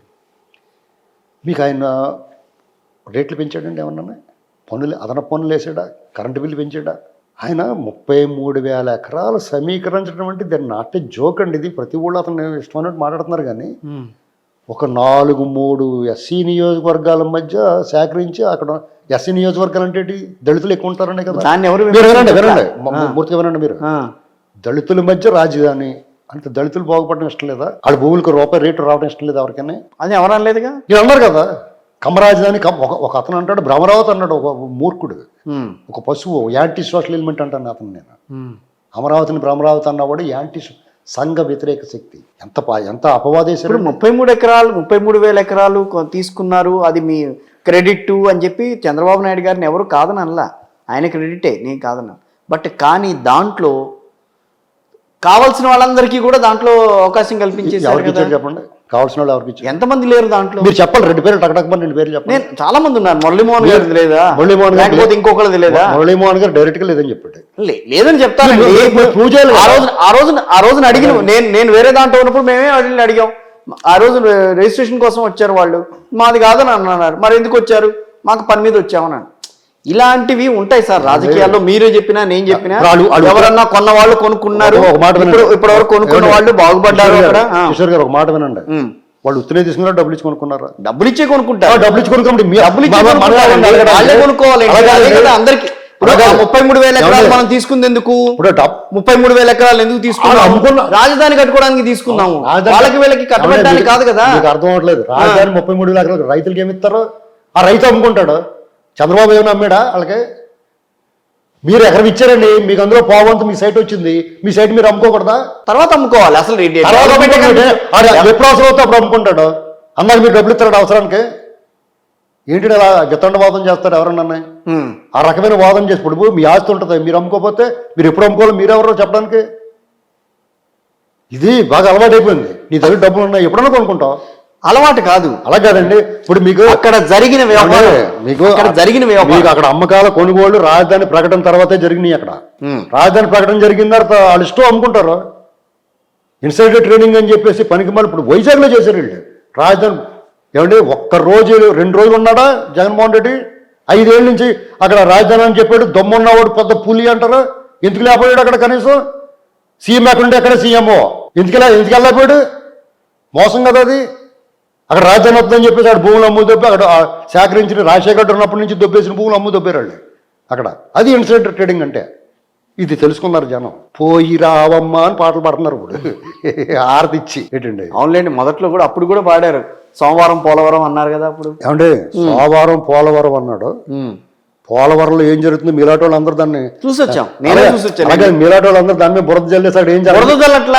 మాట వినండి. మీలాంటి వాళ్ళు ఐ మీన్ మీరని కాదు చెప్తున్నా, ఎవరైనా సరే అక్కడ ఇటుక పడలేదు, అక్కడ ఒక ఏం లేదు. డయాఫ్రామ్ వాల్ అంటే ఏంటి ఎక్కడ కనపడతలేదు అని అడిగాడు బొత్స సత్యనారాయణ గారు అడుగుని. ఇలాంటి మనుషులు ఉన్నప్పుడు ఇదిగోరా బాబు ఇది కట్టేవని బస్సులో చూపించాడు. ఇవాళ రామాలయానికి మాత్రం ఎగరేసుకుంటూ వెళ్ళిపోతున్నారు. అది తప్పంటారు. ఆధునిక దేవాలయం మనకు అన్నం పెట్టేది, దాన్ని విమర్శ చేశారు. ఏమండి? అనేక మంది అనేక సంక్షేమ పథకాలు పొందుతున్నాడు. సామాన్య పౌరుడికి ప్రభుత్వం బస్సు ఏర్పాటు చేసి భోజనం పెట్టి చూపించే తప్పేటండి. నేను ఏ పథకాలు పొందను, నేను ప్రభుత్వం నాకు ఇది చేసిన దానికి నాకు హక్కు లేదా? ఇప్పుడు ఇక్కడ ఒక్కొక్కసారి ఒక్కొక్క వ్యక్తి మీద వాళ్ళ ప్రచారాలు. ఇప్పుడు చాలా తెలివైనడు ఉంటాడండి ట్రైన్లోను, పక్కడు బిస్కెట్ ఇస్తాడు, తినేసి పడుకుంటాడు, సామాన్లు అన్నీ పట్టిపోతారు. అలా జరిగింది ఇప్పుడు అక్కడ. చంద్రబాబు నాయుడు గారి పరిపాలనలో శాంతి భద్రతలు ఉన్నాయి, హ్యాపీగా లాండడం ఉంది, అభివృద్ధి ఉంది. వారానికి 7 రోజులు పని దొరికింది. 5 రోజులే చేసి 2 రోజులు రెస్ట్ తీసుకునేవారు. కాళ్ళు 6 చాపుకుని పడుకుని 3 పూట్ల భోజనం చేసి తిమ్మిగా ఉన్నారు. అప్పుడు నేను మీకు ఒక కథ చెప్పాలి. ఇప్పుడు 2022 వరకు అంతే కదండి, మనకు కరోనా ఉంది కాబట్టి కొంత కుదరలేదు. ఇప్పుడు మీకు ఒక కథ చెప్పాలి. వద్దు, ఇంక తప్పదు. మీకు కథ చెప్పేస్తాను కానీ మీకు పూర్తి అవ్వదు. ఇప్పుడు ఒక ఆయన ఉన్నాడు, ఆ ఇంట్లో పనివాడు ఉన్నాడు. ఆ పనివాడు రోజుకి 18 గంటలు 20 గంటలు పనిచేసిపోడు. వాడు వద్దనా చేసిపోడు. పెరట్లో మొక్కలకి ఎక్కలు పాతి కూరగాయలు అవి పండించి ఆదాయం కూడా సమకూర్చిపోడు. ఈ లోపల ఒక ఆవిడ వాళ్ళు చిన్న కుర్రాన్ని తీసుకుని వచ్చింది. బాబు వాళ్ళు ఆ చచ్చిపోడండి, వాళ్ళు చిన్నాన్ని చంపేశారు, ఈ ఇంటి కూడా చంపేస్తాను చూస్తున్నారు, మా వాడు దొంగతనాలు చేసి జైల్లోకి వెళ్ళి వచ్చాడు, ఇటు ఎవరు పని ఇవ్వట్లేదు, మీరు పని ఇవ్వండి బాబు, ఒక ఛాన్స్ ఇవ్వండి బాబు అంత. సర్లే ఇటు తిమ్మితంగా ఇటు బాగానే పని చేస్తున్నాడు కదా, పెద్దవాడు వచ్చి అడిగిందని ఒకసారి పనిలో పెట్టుకున్నాడు. వాడు పడుకుని ఇంట్లోంచి బయట రాడు, పని చేయడు, చిన్న చిన్న వాచీలు ఉంగరాలు దొబ్బేస్తున్నాడు. ఏంట్రా అని అడిగితే కొడుతున్నాడు. అప్పుడు అడిగి ఎవరు గుర్తుకొస్తారా? ముందు పని వాడిని తీసేసినోడు గుర్తుకొస్తాడు రాడా? మొత్తం మీరు అడిగిన దానికి, రాష్ట్ర పరిస్థితికి, అక్కడ ఉన్న పరిస్థితికి ఇదే. ఆ పనివాడి కోసం వెతుక్కుంటున్నారు. అందుకని ఆర్తిగా చంద్రబాబు నాయుడు గారు అంటే ఆయన ప్రసంగాలు అంటే వాళ్ళ పార్టీ వాళ్ళు తలపొడి వచ్చేస్తుంది బాబు అంటారు. అలాంటి వాళ్ళు ఇవాళ గంటన్నర మాట్లాడితే కూడా వింటున్నారు. వెళ్ళి పశ్చాత్తాపంతో కుమిలిపోతున్నారు ప్రజలు. ఆ పశ్చాత్తాప ప్రాయశ్చిత్తం చేసుకుందాం అనుకుంటున్నారు వాళ్ళు. చేసే పాపం. ఒక విలువైన వజ్రాన్ని మనం విలువ తెలియక వదులుకున్నాం. ఇవాళ కళ్ళు తెరిచి విలువ తెలిసి గుడిలో గుడి కట్టుకుని దానికోసం చూస్తున్నారు. ఇలాంటి టైంలో జగన్మోహన్ రెడ్డి ఏం చేశాడంటే జనాలు ఆపడానికి ఆయన జైల్లో పెట్టాడు, అక్రమ కేసులతో. ఒక్కడంటే ఒక్కడే ఎస్టాబ్లిష్ చేయలేకపోయాడు, ₹1 చూపించలేకపోయాడు. ఈ దేశంలో మీరు అలా మాట్లాడితే నేను కూడా చెప్తా. ఇన్ని కేసులు పెట్టారు వైఎస్ జగన్మోహన్ రెడ్డి గారి మీద, జైల్లోకి వెళ్ళొచ్చాడు ఆయన, కానీ ఇప్పటి వరకు నిరూపితం కాలేదుగా. ఒక్కటి కూడా నిరూపితం కాలేదని ఎవరున్నారు? ఏమైనా అసలు విచారానికి వెళ్తాయి కదా. మరి ఆయన కూడా చంద్రబాబు నాయుడు గారి మీద కూడా కేసులు ఉన్నాయి. అలా కదండి, ఆయన విచారానికి వెళ్ళలేదు కదా. ఈయన కేసుల నుంచి తప్పించుకున్నారు, ఆయన కేసులకు విచారణకే వెళ్ళలేదు. ఈయన కేసు నుంచి ఎవరు తప్పించుకున్నారంటే చాలా పొరపాటు మాట్లాడుతున్నారు సార్. మీరు పాపం చేసినట్టు అవుద్ది. చంద్రబాబు నాయుడు గారు తప్పించుకున్నారంటే నేను ఓపెన్ గా చెప్తున్నాను మీకు, మహాపాపం మీకు. ఆయన ఏం తప్పించుకున్నాడంటే ఏం తప్పు చేశాడు మీరు అక్కడ దాకా రాకుండా కూడా ఇసుక ఫ్రీగా ఇవ్వడం తప్ప అందులో అవినీతి ఏముంటుందా మీరు చెప్పండి. మరి కేసులు పెట్టే బుద్ధి లేని వాళ్ళు కేసులు పెడతారండి. అంటే అటు చేతిలో ప్రభుత్వం ఉంది. గతంలో ఉన్న విషయాల మీద అలాగే గతంలో మనకి ఇప్పుడు ఇసుక ఫ్రీగా ఇచ్చారు. గతంలో ఆయన మీద నమోదైన కేసులు వ్యవహారాలకి సంబంధించి ఆయన మీరు అందరూ కూడా చెప్పేది నేనేమనట్లా, ఆయన తప్పించుకున్నారు అనేది వచ్చే వార్తలు చెప్పారు. ఎవరి మీద నేనేమనట్లా, ఆయన మీద ఒక్క కేసు కూడా లేదు. ఒక ప్రచారం వ్యవసాయం దండగన్నాడని రాజశేఖర రెడ్డి ఆయన బృందం అందరూ కూడా ఆయన ఏమీ చేయలేక చంద్రబాబు నాయుడు గారు టవరింగ్ పర్సనాలిటీని, లెజెండరీ పొలిటీషియన్ని ఆయన మీద అవినీతి మచ్చ చేయలేక వేరేగా ఆయన మీద ప్రచారాలు చేశారు. వ్యవసాయం దండగానే ఎప్పుడు అన్నాడండి ఇలాంటి ప్రచారాలు ఇవన్నీ ఎంత చేయమండి, మా పాపం కదా. ఈ ప్రపంచంలో ఈ దేశంలో ఎప్పుడు కూడా స్వేచ్ఛ కోసం పోరాటం జరిగింది, భుక్తి కోసం పోరాటం జరిగింది, విముక్తి కోసం పోరాటం జరిగింది. మొదటిసారిగా ఒక వ్యక్తి కోసం పోరాటం జరిగింది, గుర్తుపెట్టుకోండి మీరు. చంద్రబాబు నాయుడు అంటే ఏంటి ఈ ప్రపంచానికి, ఇలాంటి చిన్నపిల్లలకి అందరికీ కూడా ఇవాళ తెలిసింది. ఇవాళ మనం ఇలా 4 ఏళ్ళు నోట్లోకి వెళ్తున్నాయంటే 1,05,000 6 అంకెలు జీతం తీసుకుంటున్నామంటే కేవలం చంద్రబాబే. ముష్టి పడేసి బిచ్చగాళ్ళలాగా ఉండొచ్చలేదండి ఆయన. మధ్యతరగతి మోకంలో మందహాసం చూపించాడు ఆయన, డాలర్ల వర్షం కురిపించాడు ఆయన. కాబట్టి ఇవాళ ఈ దేశానికే అవసరం, మోడీ కాదండి దేశానికి, చంద్రబాబు అవసరం. అది గుర్తుపెట్టుకోవాలి ఎవడన్నా సరే. రాజకీయంగా వాళ్ళకి బలం ఉండొచ్చు, బలం లేకపోవచ్చు. ఒక వ్యక్తి మీద అనవసరం నింద వేయకూడదు. జగన్మోహన్ రెడ్డి లాంటి దొంగోడు చంద్రబాబు నాయుడు దొంగోడు అంటున్నాడు. ఆయన మీద ఎన్ని కేసులు అండి కాదా? 2004 ముందు ఇల్లు అమ్ముకునే పరిస్థితి ఉన్నాడు. ఇంత ఆస్తి ఎక్కడి నుంచి వచ్చింది? వాళ్ళు బాబుని అడ్డం పెట్టుకుని కదా. ఇవన్నీ తెలిసి కూడా మీరు ఇంకా ఈ కేసులు ఉన్నాయి, చంద్రబాబు కేసులు ఉన్నాయంటారేంటి? ఇది ఆలోచించుకోవాలి. మాట అనేటప్పుడు ఏమన్నా సరే ఎదురుకుండా కనపడుతున్నాయి. 10 ఏళ్ల నుంచి అతను కేసుల మీద తిరుగు, విచారణ కూడా హాజరవట్లా. దాచేస్తే దాగుద్దండి నిజం. నిజాన్ని గుప్పిట్లో పెట్టుకుంటే కాలకుండా ఊరుకుంటుందా? వాళ్ళ బాబాయ్ మర్డర్ కేసు జరిగింది. ఎవరి మీద నెపం వేశారండి? నారాసురం రక్త చరిత్ర అన్నారు. ఎవరు ఎస్టాబ్లిష్ అయ్యారండి? ఎవరు ఏం దొరకలేదు ఇప్పటికి. ఎందుకు దొరకదు? పైన ఉన్నవాడు కొళ్ళు ఎర్ర చేసేదాకా దొరకదు అంతే. అర్థమైందండి? సో ఇదంతా తెల్లవారుజామున 3 గంటల ఫోన్ కాల్స్ ఎవరికి వెళ్ళినాయండి? అంతపురం రహస్యం పట్టబలే రోజు వస్తుంది. అంతపురం కుట్రండి ఇది. రాజకీయంలో ఇలాంటివన్నీ జరుగుతూనే ఉంటాయి. ఎవరు? ప్రజలు ఎందుకు అవుతారండి? ప్రజలు ఎందుకు అవుతారండి? అంతే కదా. ఇది జరగకూడదు. ఎవరిని నమ్మకూడదో తెలియని పరిస్థితుల్లో ఉన్నారు ఈ రోజు ప్రజలు. ఇలాగే జరుగుతుంటే మళ్ళీ నోరు మూసి కూరుకోకూడదండి, ఖచ్చితంగా మాట్లాడాలా. అంటే గొడ్డల పోటు వేసి గొడ్డలతో కట్టిపేళ్ళు నరికినట్టు నరికేసి గుండెపోటు వచ్చింది పాపం, హృద్రోగం అని మాట్లాడతారా బుద్ధి లేని వాళ్ళు? ముందు తీసుకొని గోడ తొక్కేత కాళ్ళు 2 ఎరగట్టేసి ఎలాడదీసి ఫుల్ కోటింగ్ అయితే దెబ్బ చెప్తారు. రేపు జరుగుతుందండి అది. ఎలక్షన్ అయిన తర్వాత మళ్ళీ మొత్తం ఎస్టాబ్లిష్ అవుద్ది. ఎవరిని వదిలిపెట్టరండి. వాళ్ళు మర్చిపోతే కూడా మేము గుర్తు చేస్తాం ఏదైనా సరే. సో తెలుగుదేశం పార్టీ రేపు రాబోయే రోజుల్లో అధికారంలోకి వస్తుంది ఖచ్చితంగా. అనుమానమే ఉంది. హరిహర బ్రహ్మ రుద్రాదులు కూడా ఆపలేరు. బ్రహ్మ విష్ణు మహేశ్వరులు కూడా వస్తే కూడా అంత వ్యతిరేకత ఉంది ప్రభుత్వం మీద. ఇప్పుడు మొత్తం వ్యతిరేకత కదండి. అసలు అనుకూలత అనేటువంటి 1% కూడా లేదు. జగన్మోహన్ రెడ్డికి 5 సీట్లు వస్తే చాలా గొప్పగా వచ్చినట్టు. అదేంటి? లేకపోతే ఎందుకంటే ఇతర కమ్మాలు ఇతర ఎందుకు వేస్తున్నాడు అంటే వాళ్ళకి వ్యతిరేకత ఉందనే కదా. అసలు తప్పు అంటే నీకెందుకు? అది చేయలేదనే కదా రోజున బీఆర్ఎస్ ఇబ్బంది పడుతుందని అన్నారు. మీరే అన్నారు మీరు మార్చుంటే కనుక బాగుండేది. ఎవరంటే పిడికి ఇప్పుడు ఆ కోటి మీకు బాగుంది, బానే ఉంది. ఆ కోటి నాకు వేసుకుంటే బాగుంది, బానే ఉంటుంది. చూద్దాం ఎందుకు బాగుంటుంది. మీ పర్సనాలిటీకి అది బాగుంది, నా పర్సనాలిటీకి వేసుకోవాలి. ఓకే, అర్థమైందండి. కేసీఆర్ గారికి ఆయన వల్ల లోపం లేదు, సామాన్యుడికి ఇబ్బంది లేదు. కేసీఆర్ని ఓడించాలని కసి, కోపం, ఆగ్రహం ఏం లేదు ఇక్కడ. జగన్మోహన్ నువ్వు ఎప్పుడు పోతారో, ఈ పీడ ఎప్పుడు పోతారు. 100 హౌస్లో ఉన్నట్టు ఉందండి. అందరూ 100 హౌస్ అంటే తెలిసే దెయ్యాల కొంప. ఏ గదిలో ఏ దెయ్యం ఉందరో బాబు అన్నట్టుగా ఉండాలి అందరి పరిస్థితి. ఇది ఎప్పుడు పీడ వదులుతారు. పథకాలు చేతిలోకి అందుకుంటున్నారు. ఏమి పథకాలండి? అయ్యో మీరు పథకాల గురించి మాట్లాడతారండి. సంక్షేమం గురించి ఆలోచించుకుని మీరు చేస్తున్నారా అని అంటున్నారు. ఏమి చేయని ఎంతమందికి వస్తున్నాయండి? ఆంధ్రప్రదేశ్ ఏమండి పథకాలు ఎంతమందికి ఇస్తున్నాడు? అర్హులైనందరికీ ఇస్తున్నారు. 20%. జన్మభూమి కమిటీలో ఉన్న వాళ్ళకి కూడా ఇస్తున్నారు. 54 లక్షల మందికి ఇస్తున్నాడు. జన్మభూమి వినండి, మీరు పూర్తిగా వినండి. పథకాలు 54 లక్షల మందికి, అందులో కూడా 6 లక్షలు తీస్తే 43 లక్షల మందికి, 44 లక్షల మందికి ఇస్తున్నారు. మిగతా రెస్ట్ ఆఫ్ పీపుల్ వాళ్ళు ఏం చేశారు? వాళ్ళు ఏం పాపం చేశారు? అర్హత ఉంటే ఇస్తారు. అవునండి, మిగతా వాళ్ళు ఏం చేశారు? అర్హత ఉంటే ఇస్తారు. మిగతా వాళ్ళు ఇవ్వాలి. మిగతా వాళ్ళు కొంపగోడు లాగేసుకుని అలా ఏం లేదు, ఇది లాగేసుకోరు. అలా లేదని మీరు అలా చెప్తున్నారు. అర్హత ఉంటే అందరికి ఇస్తున్నారు కదా. మీకు మిగతా వాళ్ళందరికీ ఇబ్బంది పెడుతున్నాడు. రోడ్లు లేవు, అభివృద్ధి లేదు, ఉపాధి లేదు, ఇసుక దోపిడీ, డే లైట్ రాబరీ చేస్తున్నారు వాళ్ళు, మధ్య మీద దోపిడీ. ఇన్ని చేస్తున్నాడు. మిగతా వాళ్ళందరికీ ఎకారం రాదా? ఆయన కూడా ఉన్న వర్గాలు ఎవరున్నారు కూడా ఇప్పుడు మీరు జగన్మోహన్ రెడ్డి గారు అనేటువంటి వ్యక్తి రేపు రాజకీయ ముఖ్యత్వంలో ఉండడు.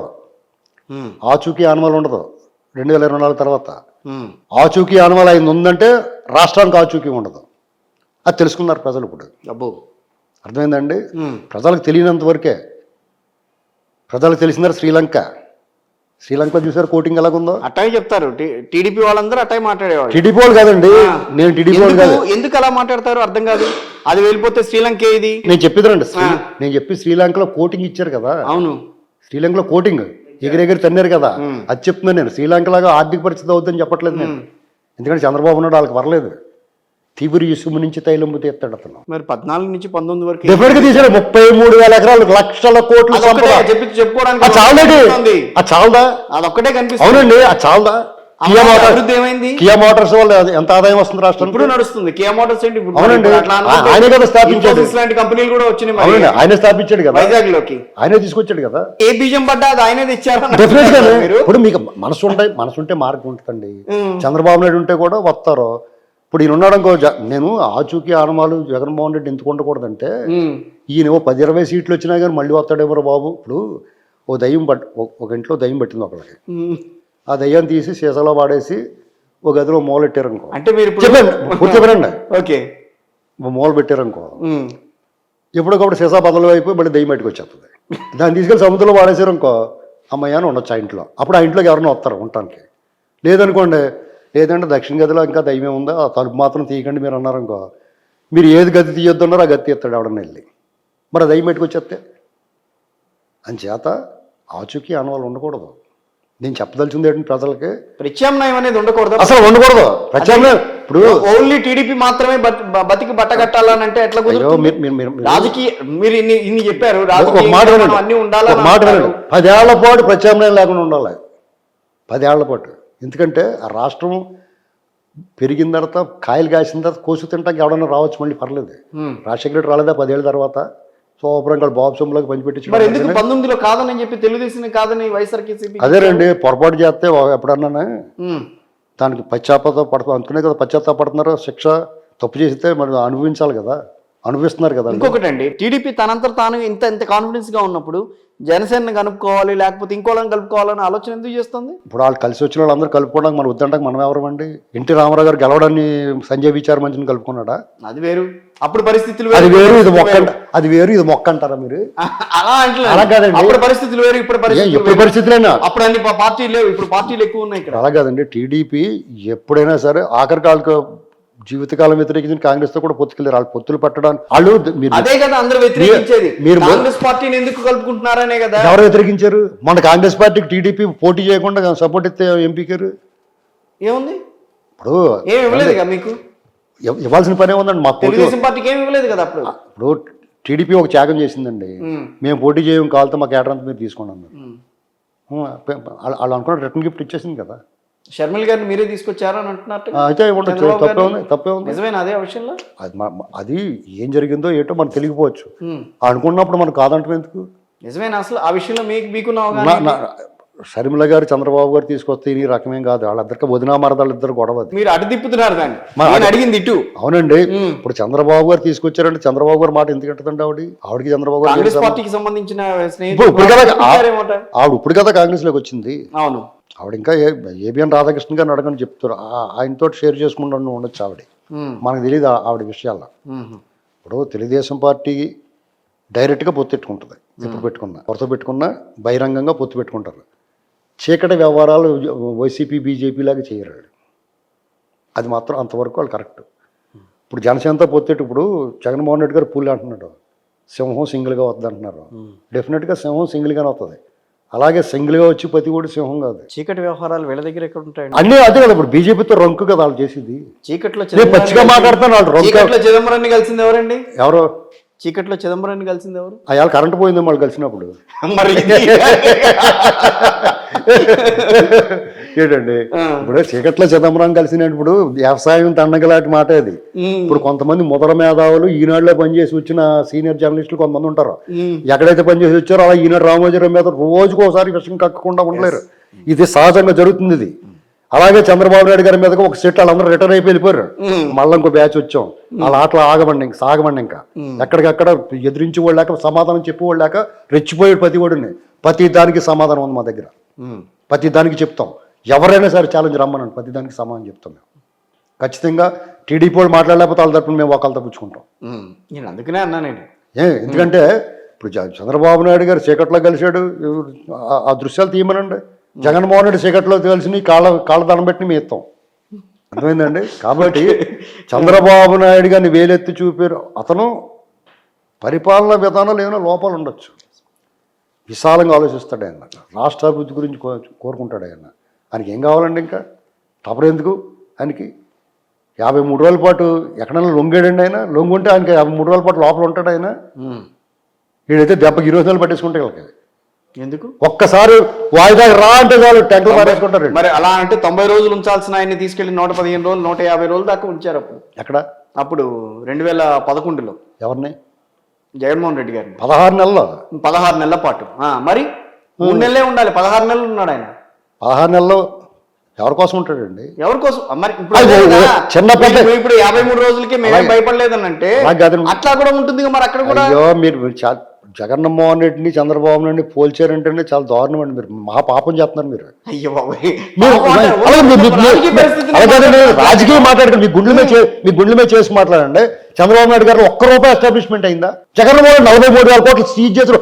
మొన్న కూడా సీజ్ చేసింటాం. ఆ సీజ్ చేయడం కరెక్టే. తెలంగాణ హైకోర్టు ఇచ్చిన తీర్పును కూడా సుప్రీంకోర్టు అలా చేయకూడదు, సీజ్ చేయడం కరెక్ట్ ఇడి అన్నారు. ఇంకెంతకన్నా రుజువేం కావాలండి? ఆ రుజువైపోయి జైల్లో పోవాలని కదా విచారణకు హాజరవ్వకుండా విచారణ లేట్ చేస్తున్నారు.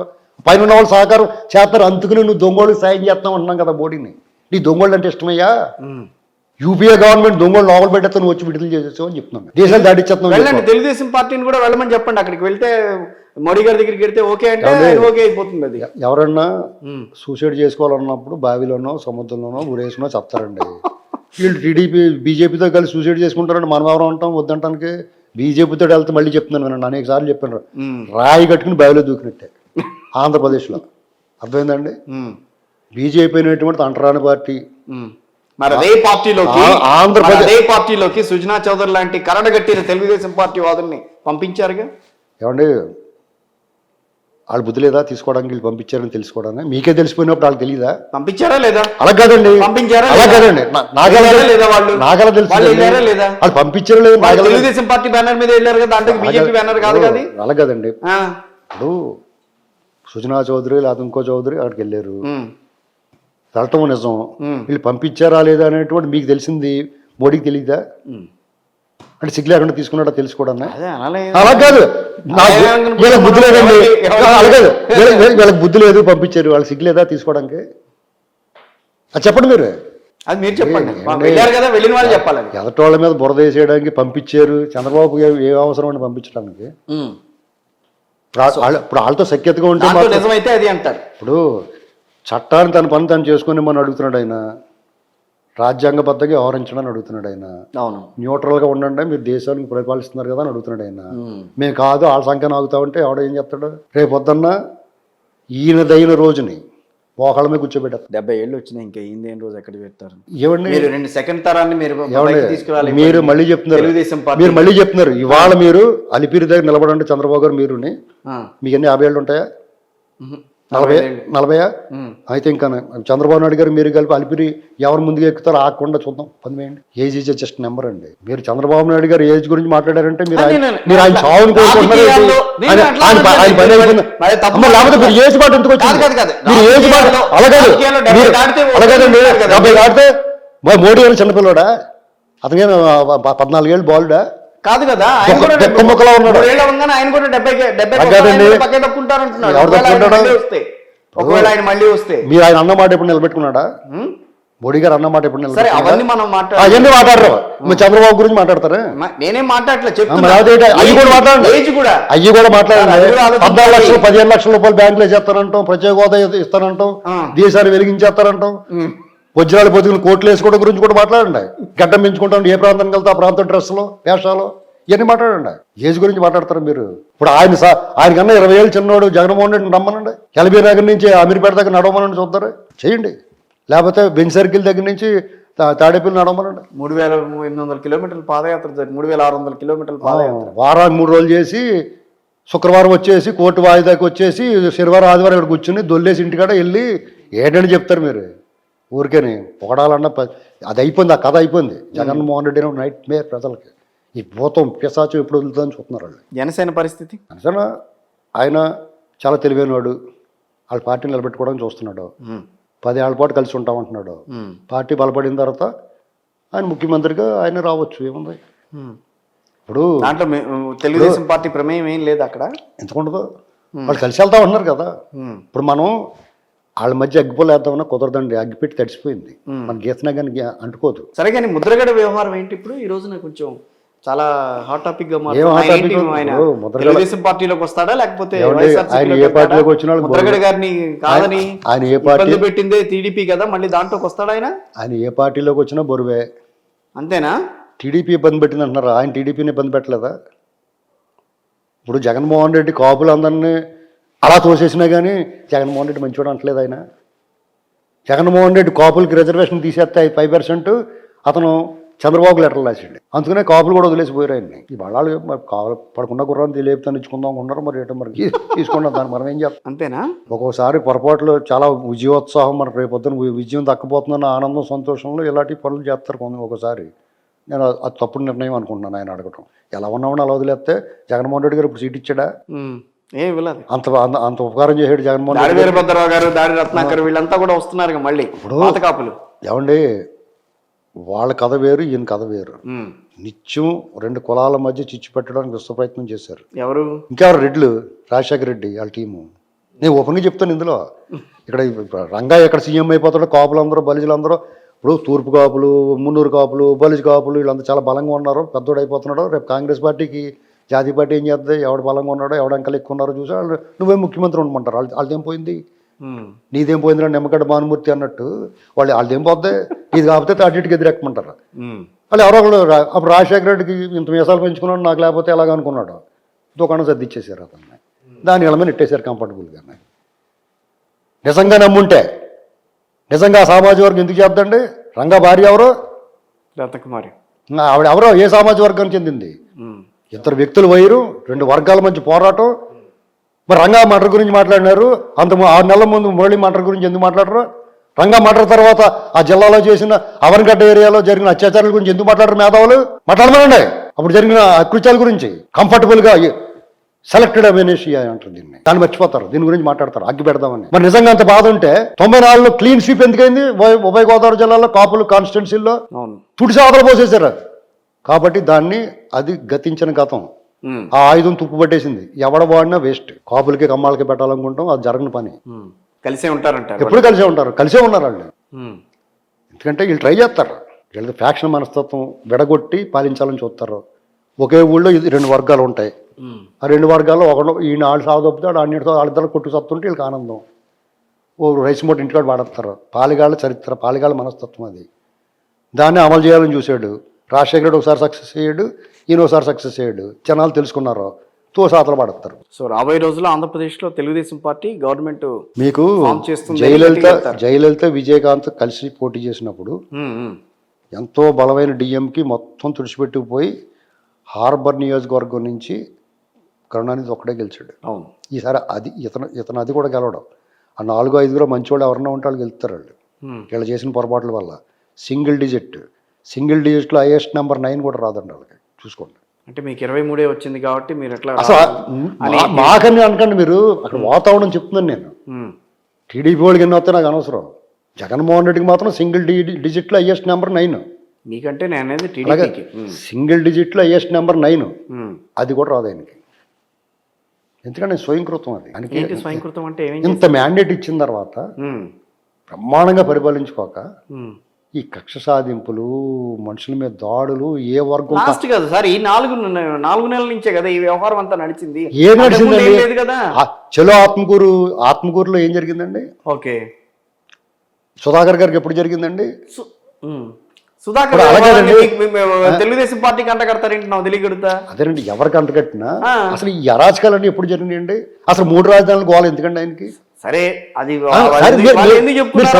తప్పనండి, తప్పు. పరిగమాల నిర్ణయం అని అనండి మీరు కూడా ఉన్నాయి. ఉమ్. తప్పు కదా అది. మరి అలాంటి తప్పులు ఎందుకు చేయాలి? ఇప్పుడు చంద్రబాబు గారు లాగా మీరు అంగరంగ వైభవంగా చేయగలదు. ఉమ్. ఇప్పుడు ఆ కట్టిన బిల్డింగ్లు మేము మొక్కలు ఎందుకు మొలిపించాడు? అందంగా దాన్ని పూర్తి చేసి అప్పచెప్పచ్చు కదా. దారుణం లేండి. 20 లక్షల టిడ్కో ఇళ్ళు ఉన్నాయి, వాళ్ళు ఏం పాపం చేశారండి? వాళ్ళకి అప్పచెప్పలేదు. ఇలాంటి తప్పులు మనకి కళ్ళు మూసిపోయి ఒళ్ళు మదం ఎక్కిపోయి అధికార మదంతో అధికార దురహంకారంతో ఇప్పుడు దానికి ప్రత్యామ్నాయంగానైనా ఇల్లు ఇస్తానంటున్నారు ఆయన. సెంటు భూమా ఎక్కడ కాలంలోనూ గోదావరిలో ఎక్కడిచ్చినా ఎక్కడిచ్చినా భూమేనండి. అలా కాదండి, నువ్వు కట్టిచ్చిస్తానంటున్నారు ఆయన. అందంగా కట్టిన ఇల్లు ఇవ్వవు కానీ సెంటు భూమి ఇచ్చి నువ్వు ఇస్తారంటావేటి? అందంగా కట్టిన ఇల్లు దాన్ని కూడా అడ్డుకుంటుంది కదా టీడీపీ. టీడీపీ ఎందుకు అడ్డుకుంటుంది? మొన్నటి వరకు కోర్టులో పడేశారు. ఎవరు అడ్డుకున్నారు? మీకు కోర్టులో కేసు వేసినట్టు ఎవరు తెలుసా? వసిపు కూడా వేసండి. అవి కొడితే అలా కూడా మీరు ఎలా మారుతారు సార్? ఇవన్నీ పేపర్ కూడా ఫాలో అవ్వండి సార్. మీరు వాళ్ళే చేస్తారు, వాళ్ళ చేత కదా. ఏ పేపర్ ఫాలో అవ్వమంటారు? ఏ పేపర్ అని ఉన్నాయి, సాక్షి ఫాలో అవ్వండి. ఎందుకు దాంట్లో ఏం రాయరు అక్కడ? రాస్తే ఈనాడులోను అప్పుడు ఈనాడు ఫాలో అవ్వండి. అయితే అది రాస్తే వాళ్ళు డైరెక్ట్ గా టీడీపీకి అనుకూలంగానే రాస్తారట కదా. అది మరి లేదంటే ఉమ్మడిగా విశాలాంధ్ర ఫాలో అవ్వండి. పోనీ వామపక్షాలు ఎవరో మధ్య మార్గం ఉంటుంది కదా. మీకు ఇక్కడ ఆయన జగన్మోహన్ రెడ్డి గారు ఒక 3 రెడ్లకి రాష్ట్రాన్ని 3 భాగాలు చేసి పంచిపెట్టేసి 1, 2, 3 దొబ్బేండ్రా అన్నాడు.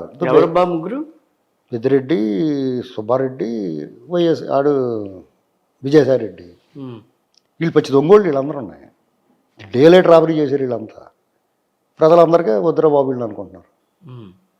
రుజువు చూపించమంటారా వాళ్ళ దొంగతనాలకే? ఇప్పుడు అక్కడ ఎప్పుడన్నా మీకు కొండలు ఇసుక కొండలు కనపడినాయి మీరు ఆంధ్రప్రదేశ్లో చేసిన వరకు? ఇప్పుడు చూడండి, ఇసుక పెద్ద ఈ బిల్డింగ్ అంత కొండలు ఉంటున్నాయి ఇసుక. మరి అంత ఏంటంటారు?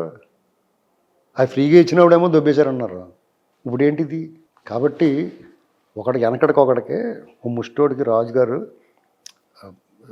పర్యటనలకు వెళ్తూ ఉంటాడు కదా మారువేషంలోని. ఓ ముష్టోడు సత్రంలో పడుకుని ఆకలికి అలమటిస్తుంటే వాడికి ఏం చేయండి, రాజుగారు నేను మహారాజుని రా. మీరు రాజుగారు అంటే ఒకటి చిన్న గుర్తొచ్చింది, చెప్తాను. ఇది చెప్పాను, నీకు అర్ధరాజ్యం ఇస్తాను పరిపాలించుకొని ఇచ్చాడంట. ఉత్తినే ఇచ్చినట్టే. ఆడేం చేయాడంటే ఆడేం చేయాలి? అందంగా పరిపాలించుకోవాలి కదా. అవును.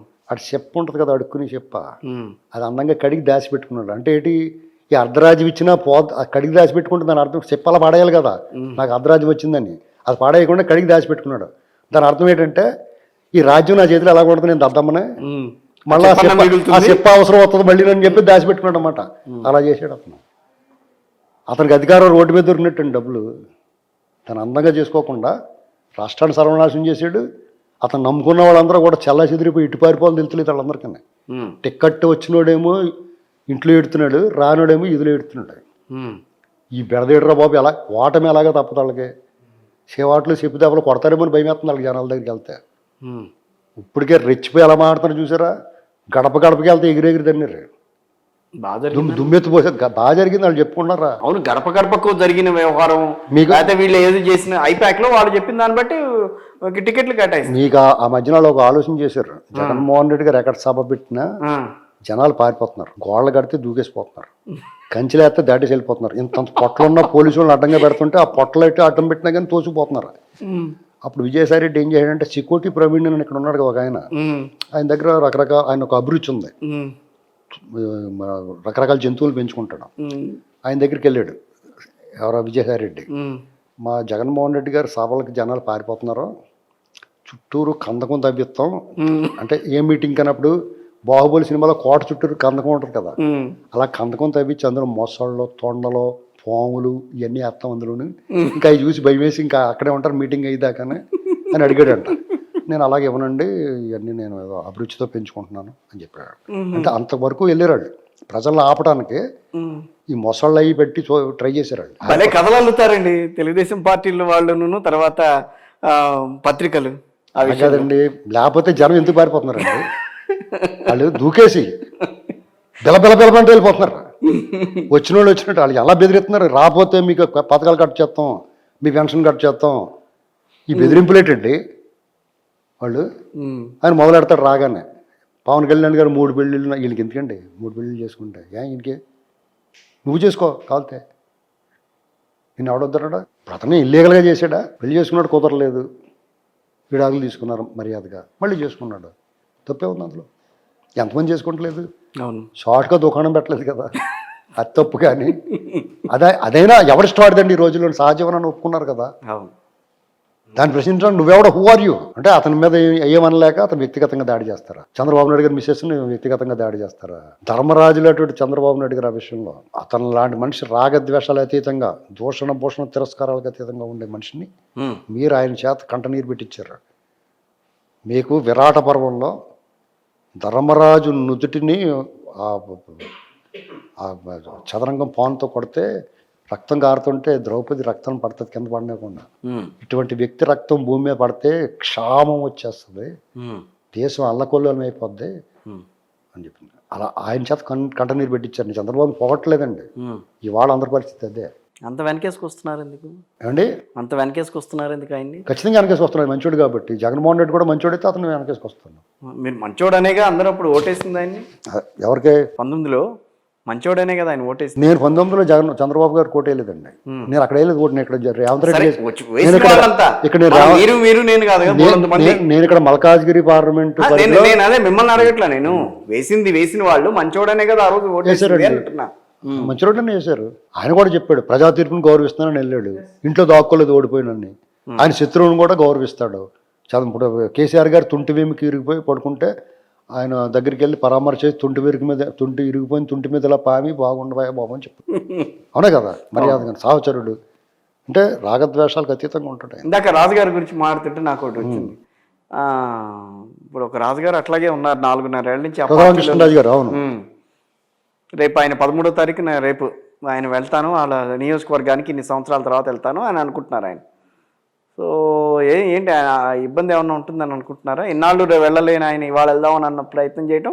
మీరు ఈ విషయంలో జగన్మోహన్ రెడ్డి గారు ఆయన ఎంపీ, వైఎస్ఆర్సీపీ ఎంపీ రఘురామకృష్ణరాజు గారు, వాళ్ళ మధ్య విభేదాలు ఉన్నాయి. ఆ విభేదాలకి రాష్ట్రంలో జరుగుతున్న అన్యాయాలు దుర్మార్గాలు అన్నట్టు ది డే బిగినింగ్ నుంచి రఘురామకృష్ణరాజు గారు ఎండగడతా ఉన్నాడు. అవును. ప్రతిరోజు కూడా మధ్యాహ్నం 1 గంటకి రచ్చబండ కార్యక్రమం పెడుతున్నాడు. చెరుకు మిషన్లో చెరుకు ముక్కలు పెట్టి నలిపినట్టు నలిపేస్తున్నాడు వాళ్ళని. వరి కోత యంత్రం వరి కోసినట్టు కోసేస్తున్నాడు వాళ్ళని. అవునా కదా? సామిల్ అన్నాడు, కర్రల మిల్లు పెద్ద పెద్ద దొంగలను సీల్ చేస్తారు కదా ముక్కల కింద. ఆ పార్టీలో ఉండి చేస్తున్నాడు ఆయన. అది గొప్పతనం కదా. అది గొప్పతనం కాదు, అది కాదండి. నైతికంగా ఒకవేళ నచ్చలేదు అనుకోండి పార్టీ గురించి బయటకు వచ్చి మాట్లాడండి. అవునండి, వాళ్ళకి అంత బాధ వస్తే సస్పెండ్ చేసేచ్చు కదా. వాళ్ళు సస్పెండ్ చేసేయచ్చు కదా. చేయాలి కదా. అంటే ఇప్పుడు ఈయన చెప్పి అని నిజమే కదా, ఎంతూరా బాబు సస్పెండ్ చేయటం అనుకుంటున్నారు వాళ్ళు. ఇప్పుడు ఆయనకు నచ్చలేదు, పార్టీకి విధేయుడిగా లేడు, పార్టీ లైన్ దాటాడు, సస్పెండ్ చేయండి. ఎందుకు చేయలేదు? అలాగే 2 వైపులా ఉంటుంది నాణ్యానికి. కాబట్టి అంచేత ఆయన ఈ రోజు రాసి రంపని పెడేస్తున్నాడు. అవును. గోరుగాడు ఇచ్చేస్తున్నాడు అని పట్టుకుని. సరిగ్గా ఎప్పుడు పెడుతున్నాడు దుకాణం అయినా? మధ్యాహ్నం 1 గంటకి లంచ్ టైంలోనే. ఈయన మాట్లాడి మాటలకి వాళ్ళకి అన్నం కూడా సహించదు వాళ్ళకి.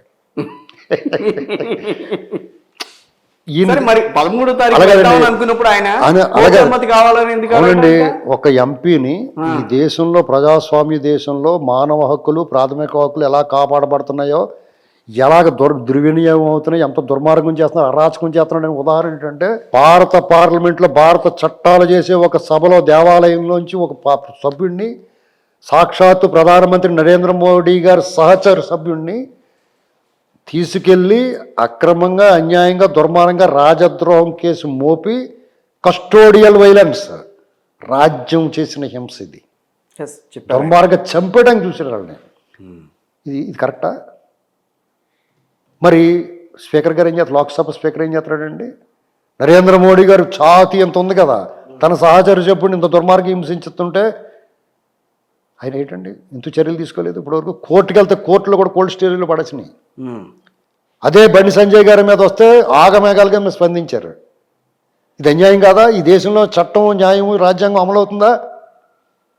అందుకని మళ్ళీ న్యాయస్థానాన్ని ఆశ్రయించాడు ఆయన. నా నియోజకవర్గాన్ని, నా ప్రజల దగ్గరికి వెళ్ళాలి, అనుమతి ఇవ్వమని. దొంగ కేసులు పెడుతున్నారండి. ఏమైనా 3 నెలలు అంతే ఓపిక పట్టాల. ప్రజలందరూ గమనిస్తున్నారు, ప్రజలేం పిచ్చోళ్ళు కాదు. ఒకసారి ఇప్పుడు మీ బస్సులో వెళ్తే మీ జేబు కొట్టేసారు అనుకోండి, ఒకసారి ఆదమర్శి ఉన్నప్పుడు, రెండోసారి సూది పినిసి తీసి పెట్టుకుంటారు, అటు కొట్టేయకుండా జాగ్రత్త పడతారు కదా. అవునా కదా? ఓ బ్యాగ్ నుంచి డబ్బులు తీసుకొస్తారు, కింద 10 రూపాయల కింద పడేసి మీరు అది తీసుకున్న లోపల ఈ బ్యాగ్ అట్టుకు పోతారు. ఇప్పుడు అదే పని చేస్తున్నాడు సంక్షేమ పథకాల పేరుతోటి. ₹1 పాడేసి ₹10 దొబ్బేస్తున్నారు. అది గతమనం మీరు ఒకసారి అనుభవం అయిందా, రెండోసారి ఒప్పుకుంటారా? అలాగా జాగ్రత్తగా ఈ బ్యాగ్ ఎలా పెట్టుకుని ఆ ₹10 తీసుకుంటారు ఈసారి. అంటే ఇప్పుడు ఇన్ని డబ్బులు పంచినా కానీ తీసేసుకుని ఓట్లు ఎవరికి వేయాలో వాళ్ళకి వేసుకుంటారు వాళ్ళు. మళ్ళీ ఇటు వచ్చారు మీరు. అంతే, మీరు ఎలాగైనా తిప్పుతామండి. ఏమైనా డిజాస్టర్. నేను అడిగేది రాజుగారి గురించి. అవునండి, ఈ రాజుగారి విషయంలో జగన్మోహన్ రెడ్డి గారు చేసిన దుర్మార్గానికి ఆయన కోర్టు ద్వారా న్యాయం పొందాలనుకుంటున్నాడు. ఆయన ఏం తప్పు చేశాడు? నిజం చెప్తున్నాడు. ప్రజలకు ఇసుక దగ్గర మొదలెట్టాడు. ఆయన సూచన సలహాలు ఇచ్చాడు ఫస్ట్. ఆ సూచన సలహాలు స్వీకరించి వాళ్ళు సరిదిద్దుకునే అవకాశం ఉంది. అది మానేసి ఈయనమే పడ్డారు. డైరెక్ట్గానే వెళ్ళి మాట్లాడచ్చు కదా ఆయన. అపాయింట్మెంట్ ఇవ్వాలి కదా. ఏం చెప్తారు? అదేగా నేను మొన్న అడిగినప్పుడు కూడా అదే. ఇప్పుడు ఆయన వాళ్ళకి మళ్ళీ బానిస కాదండి. అందరూ బానిసలాగా ఎందుకుంటారు? అపాయింట్మెంట్ అడిగాడు, నీ పార్టీ సభ్యుడిని, నేను మంచి చెప్పాలనుకున్నాడు, వినకపోతే ప్రజలతో మాట్లాడుతున్నాడు. అలాగన్నా చూస్తారో మార్చుకుంటారేమో అని. అది మార్చుకోపోగా తిరిగి ఆయన ఇప్పుడు కేసీఆర్ నాని గారు మన వ్యవహారం చూద్దాం. ఆయన రాజీనామా చేసి పార్టీలోకి వచ్చాడు. రాజీనామా చేసి పార్టీలోకి వచ్చాడు. కానీ ఇది చాలా 4 ఏళ్ల నుంచి కేసీఆర్ నాని గారు టీడీపీతో లేడండి. వాళ్ళ పార్టీ సరే ఆయన ఉన్నారా లేదా నేను అడగట్లా. రాజీనామా చేసి మాట్లాడుకోవచ్చు కదా. నేను అనేది అది. మీకు నచ్చకపోతే రాజీనామా చేసి మాట్లాడేసేయండి. ఎవరేం అడగరు మిమ్మల్ని. మీరు చెప్పిందే నిజం అని అనుకుంటారు. రఘురామకృష్ణరాజు గారు ఆ పార్టీలో ఉండి మీరు మాట్లాడుతున్నానంటే ఆయన ముఖ్యమంత్రిని వ్యతిరేకిస్తున్నాడు కానీ వాళ్ళ పార్టీ అధ్యక్షుడిని వ్యతిరేకించట్లేదు కదా. అది కరెక్టే. కానీ ఇప్పుడు ఆయన పార్టీ అధ్యక్షుడు అంటే ఆయన చాలా ప్రేమ. మీరు అడ్డేస్తే అంటున్నారు, ఇటేస్తే ఇటు వస్తున్నారు. మీరు అడిగితే అనమా అలాగా. మీరు అలాగ అడిగేస్తే అలాగ అడిగేమా? మీరు అలాగ అడిగితే అలా చెప్తాం. మీ అర్థంలో మీ మొహం అలా ఉంటే అలా ఉంటుంది. నేను అర్థం లాంటి మీరు ఎలా ఉంటే అలా కనపడతాను నేను. అర్థమైందండి? కాదండి, పార్టీకి ఇప్పుడు నైతికంగా ఉన్నప్పుడు పార్టీకి రాజీనామా చేసి కరెక్ట్గా అది రాజీనామా చేసి బయటకు వచ్చి ఆయన మాట్లాడుంటే బాగుండేది. కానీ అక్కడే పార్టీలో ఉండే ఆయన మాట్లాడుతుంటే అది పార్టీ మాట్లాడిస్తుందా, ఈయనంతటి ఈయన మాట్లాడుతున్నాడా అని అనుమానం కాదు. మీరు ఒకలాగా అనుకోవచ్చు. వైసీపీ పార్టీ ఈ ప్రభుత్వాన్ని మాట్లాడుతుంది అనుకోవచ్చు. పార్టీ వేరు ప్రభుత్వం వేరు అంటారు కదా. ఇప్పుడు బీజేపీ వాళ్ళు ఏమంటారు? కేంద్రంలో ప్రభుత్వం వేరు, బీజేపీ వేరు, మేము బీజేపీ వాళ్ళు చాలా మేము మంచివాళ్ళు, మేము బాగా పోరాడుతున్నాం అంటారు. అలాగే పార్టీ వేరు ప్రభుత్వం వేరు కదా. పార్టీ తరఫున పోరాడుతున్నాడు ఆయన. ఎవరో ఒకళ్ళు పోరాట వీరుడు ఉండాలి కదా. ఆ విషయంలో రఘురామకృష్ణరాజు గారు 100% కరెక్ట్. ఆయన రేపు 13వ తారీఖు కోర్టు ఏం చెప్తే చూడాలి. ఏం చెప్పినా వెళ్తాడు ఆయన. మళ్ళా ఈయన్ని హ్యాండిల్ చేసాడు అనుకోండి జగన్మోహన్ రెడ్డి గారు. సాధారణంగా ఎన్నికలకు ముందు పెద్దగా చేయరేమో అంతే. ఆయన బరిదెగించి ఉన్న వాళ్ళు ఏమైనా చేస్తారు. దానికి ఏమవుద్దంటే ఎవడన్నా తన గొయ్యి తాను తవ్వుకోవాలంటే గుణపము, పార, గమేళతో తవ్వుకుని మట్టి ఆతలు పోసుకుంటారు. జగన్మోహన్ రెడ్డి గారు అలవాటు ఏంటంటే ఆయన గొయ్య ప్రొక్లైలు పెట్టి తవ్వుకుంటాడు. బాగా లోతుగా ఉండాలి, వేగంగా జరగాలని. కాబట్టి ఏమైనా ఈ విషయంలో జగన్మోహన్ రెడ్డి గారికి ఎంత తప్పో, మన వ్యవస్థలది అంత తప్పు, భారత పార్లమెంట్లో లోక్సభ స్పీకర్ గారిది తప్పు, అలాగే మోడీ గారిది కూడా తప్పు ఈ విషయంలో. సో నాని గారి గురించి ఏదో చెప్తున్నారు. నాని గారు 4 ఏళ్ల నుంచి దూరంగా ఉన్నాడు. దూరంగా ఉన్నాడు, పార్టీలోనే ఉన్నాడు. పార్టీలో ఉన్నాడు. పార్టీలో ఉన్నా కానీ పార్టీ ఆఫీస్ బదులు కొట్టినట్టు మాట్లాడలేదు. చంద్రబాబు నాయుడు గారు కుటుంబాన్ని అవమానించినట్టు మాట్లాడలేదు. చంద్రబాబు గారు ఇంటి మీద ఆయనతో మొన్న ఆయన జైల్లో పెట్టిన తర్వాత ఆయన వెనకాలే ఉన్నాడు కదా. మరి అది చెప్పాలి కదా జగన్కి. అది కూడా ఉన్నాడు. మరి ఆయన ఉన్నాడు. ఢిల్లీలో లోకేష్ ఏం చేస్తున్నాడు చెప్పాలి కదా వాళ్ళకి. ఢిల్లీలో ఏం మూవ్మెంట్, ఎవరిని కలుపుతున్నాడు ఏంటి అనే మ్యాటర్ అంతా చెప్పాలి కదా జగన్. వైసీపీ చెప్పాలి. మరి చెప్పాలి కదా. ఇలాంటి ఇంపార్టెంట్ విషయాలు ఉంటేనేమో విధేయత అంటారు, కలవపోతేనేమో ఇదిగో మీరు ఇట్లా ఈ రకంగా మాట్లాడారు. చాలా ఇంపార్టెంట్ విషయాల్లో చంద్రబాబు నాయుడు గారు ఇంటి మీద దాడికి వెళ్ళినప్పుడు అతను మాట్లాడలేదు. పార్టీ ఆఫీస్ బదులు కొట్టినప్పుడు మాట్లాడలేదు. చంద్రబాబు నాయుడు గారు కుటుంబాన్ని అవమానించినప్పుడు అతను స్పందించలేదు. లోకేష్ పాదయాత్రలోనూ పాల్గొనలేదు, మహానాడులో పాల్గొనలేదు. మరి ఇప్పుడు వచ్చేసేటంటే దాని అర్థం ఏంటి? ఏం జరుగుతుందో చెప్పమనే కదా. ఇతను వెళ్ళిన ఎందుకు మీడియా ఉందిగా బోల్ అని చెప్తుంది. ఇప్పుడు మరి ఆయన కనిపిస్తే కానీ కనపడదా? మీడియా ఉంది బోల్ అని చెప్తుంది. కెమెరాలు ఇన్ని కళ్ళు కనిపిస్తుంది. అంతర్గతంగా ఎంపీ కదండి, అంతర్గతంగా తెలుసుకుంటారు. అంతర్గతంగా లోపలికి వెళ్తారు, విషయాలన్నీ కూడా చెప్తారు అన్న విషయాలు తెలుస్తాయి కదా.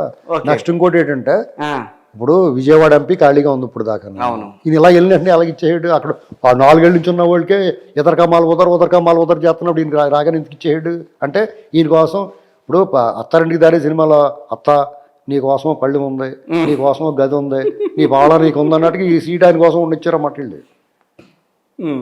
ఖచ్చితంగా అర్థమైందండి. అర్థమైంది. తెలుగుదేశం పార్టీని ఎవడ ఏం పేగలేడండి ఈ ఎలక్షన్లో. అంతే, వాళ్ళ పని అయిపోయింది అక్కడ. వైసీపీ పని వాళ్ళందరూ కూడా ఇటు పారిపోవాలో తెలుస్తలేదు వాళ్ళందరికీ. అంటే రివర్స్ అవుతుంది ఈసారి. 151 తెలుగుదేశం, 23 కాంగ్రెస్. 150 తెలుగుదేశం, 151 వస్తే తక్కువ వచ్చినట్టు. అంతేనా? ఇంకెక్కువ రావాలి. అలాంటి పరిస్థితి ఉంది అక్కడ. అంత మ్యాండేట్ కనిపిస్తుంది. ఖచ్చితంగా మీకు ఫలితాల రోజున తెలుస్తుందండి, ముందు తెలియదు. ఇప్పుడు మొన్న కూడా ఇక్కడ తెలంగాణలో కాంగ్రెస్ గురించి ఎవడో మాట్లాడినప్పుడు నేను చెప్పాను కాంగ్రెస్ గెలుస్తుంది. ఇక్కడ 2.5 ఏళ్ల క్రితం చెప్పాను నేను. ఎందుకు గెలుస్తుంది సో ఇక్కడ కాంగ్రెస్ గెలిచిన ప్రభావం అక్కడ తెలుగుదేశం ఆ ప్రభావం కాదు. నేను నా అంచనా గురించి చెప్తున్నాను, నా ప్రొడిక్షన్, నా అంచనా గురించి చెప్తున్నాను మీకు. ఆ విశ్వసనీయత గురించి చెప్తున్నాను. అది ఇచ్చిన కేసీఆర్ గారికి 2 సార్లు అవకాశం ఇచ్చాం, తెలంగాణ ఇచ్చిన కాంగ్రెస్కి ఇవ్వాలని తెలంగాణ సమాజం కోరుకుంటుంది. ఇది మెయిన్ లైన్. దానికి మిగతాయి ఏడాన్ని అవుతాయి. అలాగే అక్కడ జగన్మోహన్ రెడ్డి గారు అరాచకం వద్దనుకుంటున్నారు వాళ్ళు. అంచేత మిగతాయన్నీ అప్పుడు చంద్రబాబు గారు ఈ జైల్లో పెట్టిందని చంద్రబాబు గారిని గుర్తుపెట్టారు. చంద్రబాబు గారిని పోల్చుకుంటున్నారు వాళ్ళు.